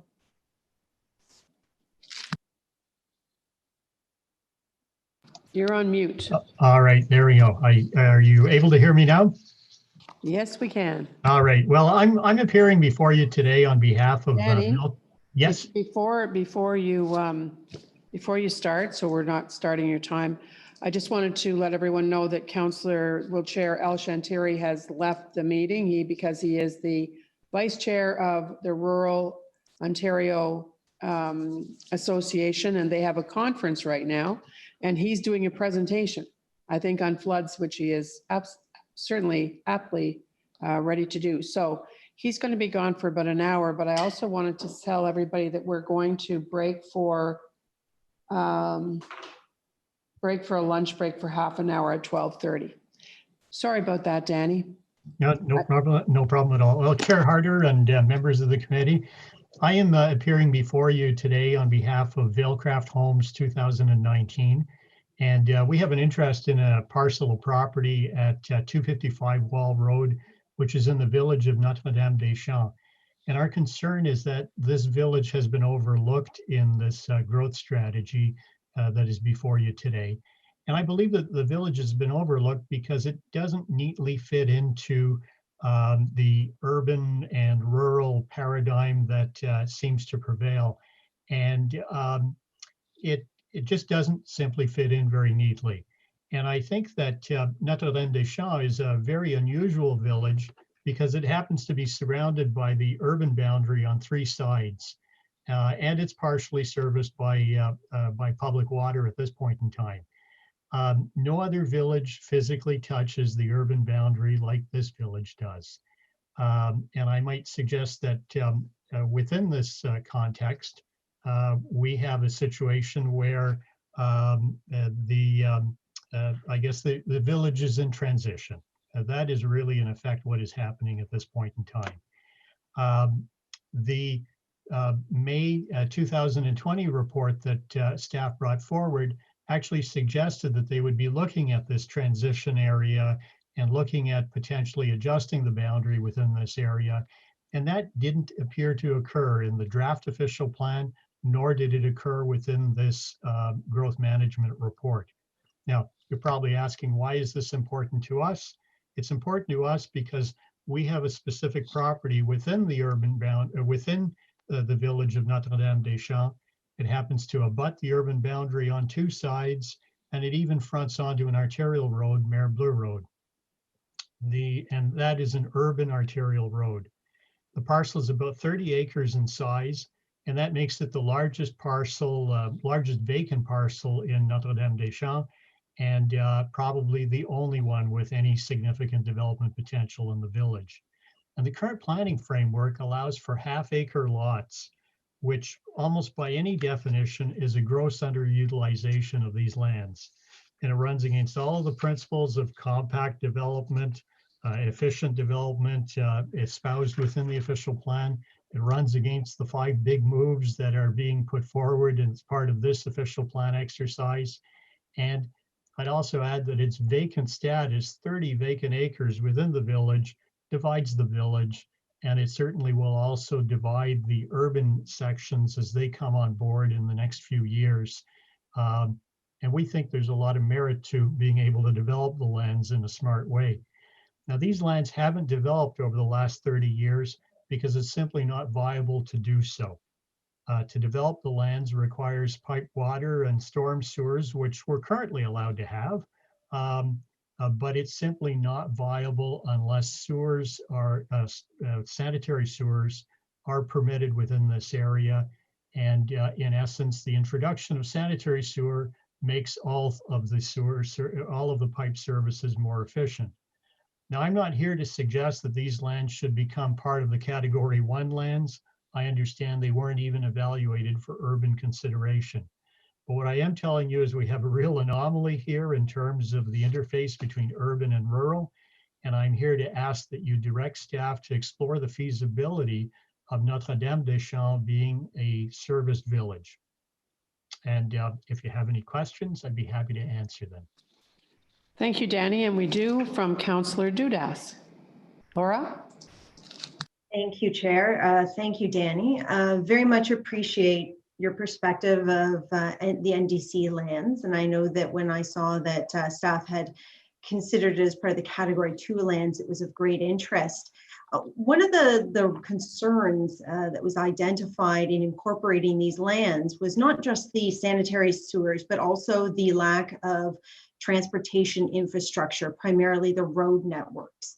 The East End has been waiting for a very long time and will continue to wait for a while for the Cumberland Transitway to be in place. A lot of the developments that happen in the East End, particularly South Orleans and Notre-Dame-des-Champs area, always refer to the existence of this BRT.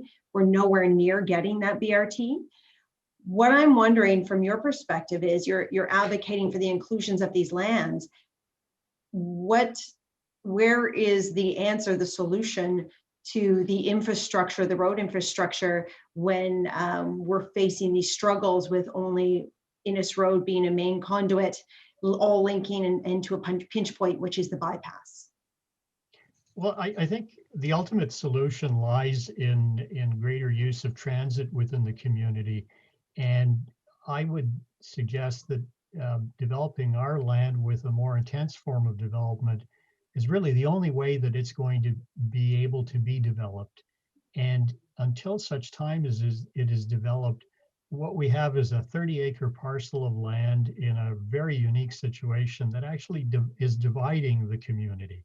And I say that is dividing the community because it separates the north part of Notre-Dame-des-Champs from the south part of Notre-Dame-des-Champs, and it will separate the lands that are going to be coming on stream through the community design plan, the Mayor-Bleu community design plan on either side of the property. So we've got a hole that actually precludes people from going back and forth and making better use of transit. And I would suggest that there's probably a more efficient way of providing buses going through the neighborhoods if our property is brought on stream. And it's not happening right now, and it won't happen. It hasn't happened for the last 30 years because of the unique servicing circumstances here. So in terms of, I just want to point out the fact that buses do require roads in order to operate. And the unfortunate part is that while we will see in 2024 the extension of LRT to the East End, which will provide opportunities to have more north-south connections through the wards of myself, Catherine Kitts, and Councillor Luloff, we still have absolutely no way of connecting to the South End with our transit system or even active transportation because of the restrictions. So once again, I do have a direction that speaks to some of the concerns about the lack of infrastructure leading to the NDC lands. But I really am curious as to how you think you're going to, if these lands are incorporated, how you'd incorporate not just buses, but the remaining car traffic that would flow in through quite literally Renault Road, Navan Road onto the bypass, because that's the only way that they can get anywhere close to downtown or to the South End or to the West End. Yeah. Well, I certainly agree with you that the solution lies in promoting bus rapid transit. There is a transitway to the north, and on an interim basis, what would happen is that we want to facilitate people walking and getting to the bus. And I guess I'm looking at it and I'm saying I don't think half-acre lots is a very conducive manner of facilitating bus usage. Thank you very much. Thank you. I don't see any more hands, so thank you very much, Danny, for coming out today. Yep, thank you. And I think this will be our last speaker before the break, and that speaker is Sean Hamilton, representing BOMA, the Building Owners and Managers Association of Ottawa. Sean? Yes, hi, good morning, everyone. Thank you for making time for me. And I'd like to build off of the comments put forward by Jason McDonald, but on a commercial front, and as well as those brought forward by Paul Hicks and the Avenue 31 group. In speaking, the largest asset class for potential new development across North America is the need for industrial logistics support via distribution hubs. Now, Ottawa has already seen 2 hubs for Amazon alone, and that will bring millions of dollars of revenue to the city, jobs, and much needed publicity for the city as a center for commerce and development. But we, BOMA, are concerned that the recommendations being put forward today will erase our abilities to create new industrial distribution hubs in Ottawa. Now, in reviewing the staff report, it outlines how key industrial uses are expanding into Ottawa and how the 416 and 417 highways are key links to these users. Yet no land other than a small piece of land, Barnsdale and 416, no land on any of these highways is proposed. The largest pocket of land being proposed is along the Carp Road corridor, which by the logic of the report is a less desirable location.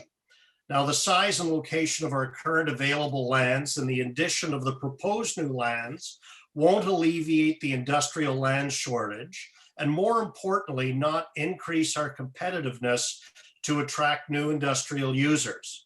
I'm happy to draw your attention to a CBRE study that outlines how Ottawa is underserviced from an industrial perspective, but yet geographically, we are in a desirable location to service the new e-commerce economy. If we want to attract these new economy industrial users, we need land of sufficient size and location.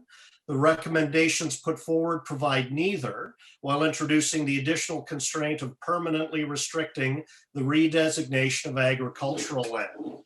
You know, right now at present, large-scale users have few options, and many are looking to locate along the 401 corridor outside the city boundaries. And as a result, the city loses development fees, an increased tax base, as well as employment.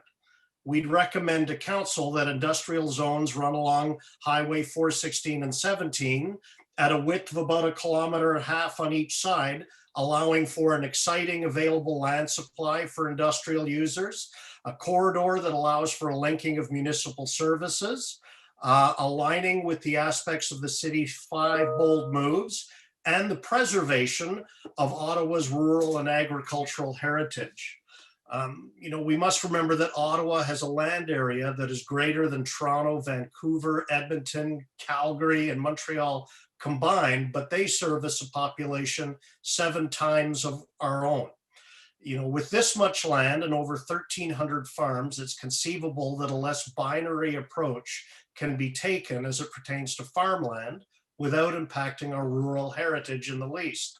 On the issue of food security, I draw your attention to the 2012 Ottawa Food Action Plan prepared by Just Food, where it's noticed that one of the largest risks to Ottawa's food security lies in the ability to distribute food to its citizens. Ottawa does not have a food terminal, and much of our produce that is produced leaves to go to Toronto only to come back to Ottawa, adding further environmental stress. Ironically, should Ottawa wish to add a large-scale food terminal, there's no land that would really be suitable, which is the example of self-defeating policies that we're hoping to avoid. In addition to this, in the study, it is also mentioned that much of what is produced in the National Capital Region is exported for processing to foreign markets and is lost to an export-based agriculture economy that has less to do with local people and bioregions and more to do with single bottom line economics. This is in alignment with the goals of council to preserve Ottawa's farmland. Our suggestions to the group today are as follows. Create corridors along 416 and 417 that allow for industrial redevelopment if and when needed. Review the lands being proposed for the TIDS and the RIDS, I might have got that wrong, but traditional industrial or rural industrial, as they will not add to our competitiveness in any way.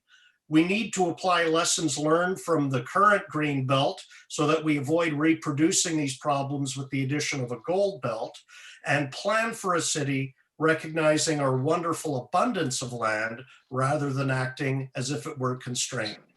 Thank you. Thank you. And we do have a question for you, and then we'll be breaking for lunch. And the questions are from Councillor Scott Moffat. Thanks, Dory. It's not a question. It's just Food speaking there at the end of this list. They would probably take exception to your inclusion of them in your presentation as evidence that we should cut a 2-kilometer swath through agricultural land on along the 416 corridor that runs right through Ward 21 along prime agricultural land at Bankfield and prime agricultural land at Roger Stevens Drive. I guarantee Just Food would not advocate for such a designation change. Thank you. Well, just in rebuttal to that, and I appreciate it wasn't the a comment. question. Sorry, Mr. Hamilton, it wasn't a question, so there's nothing to respond to. But I'm sure that Councillor Moffat will probably raise that with them whenever we have them before us. Thank you, Sean. We don't have anyone else to speak. I just will say that I do recall when I was a buyer for many years, that both National and Loeb had warehouses here for produce, and Giant Tiger had their warehouse here, and they built a massive one down at the end of the 416 and 401. So we may be a desert with regard to those warehouses now, but in the old days, we sure had them. But thank you for coming out today, sir. Thanks a lot. Everybody, we are going to break for lunch. It is currently 12:28, so we'll be back at 1 o'clock. And the next step will be Murray Chown, followed by Stephanie Morris, followed by Alex Cullen, followed by Murray Chown. See you soon.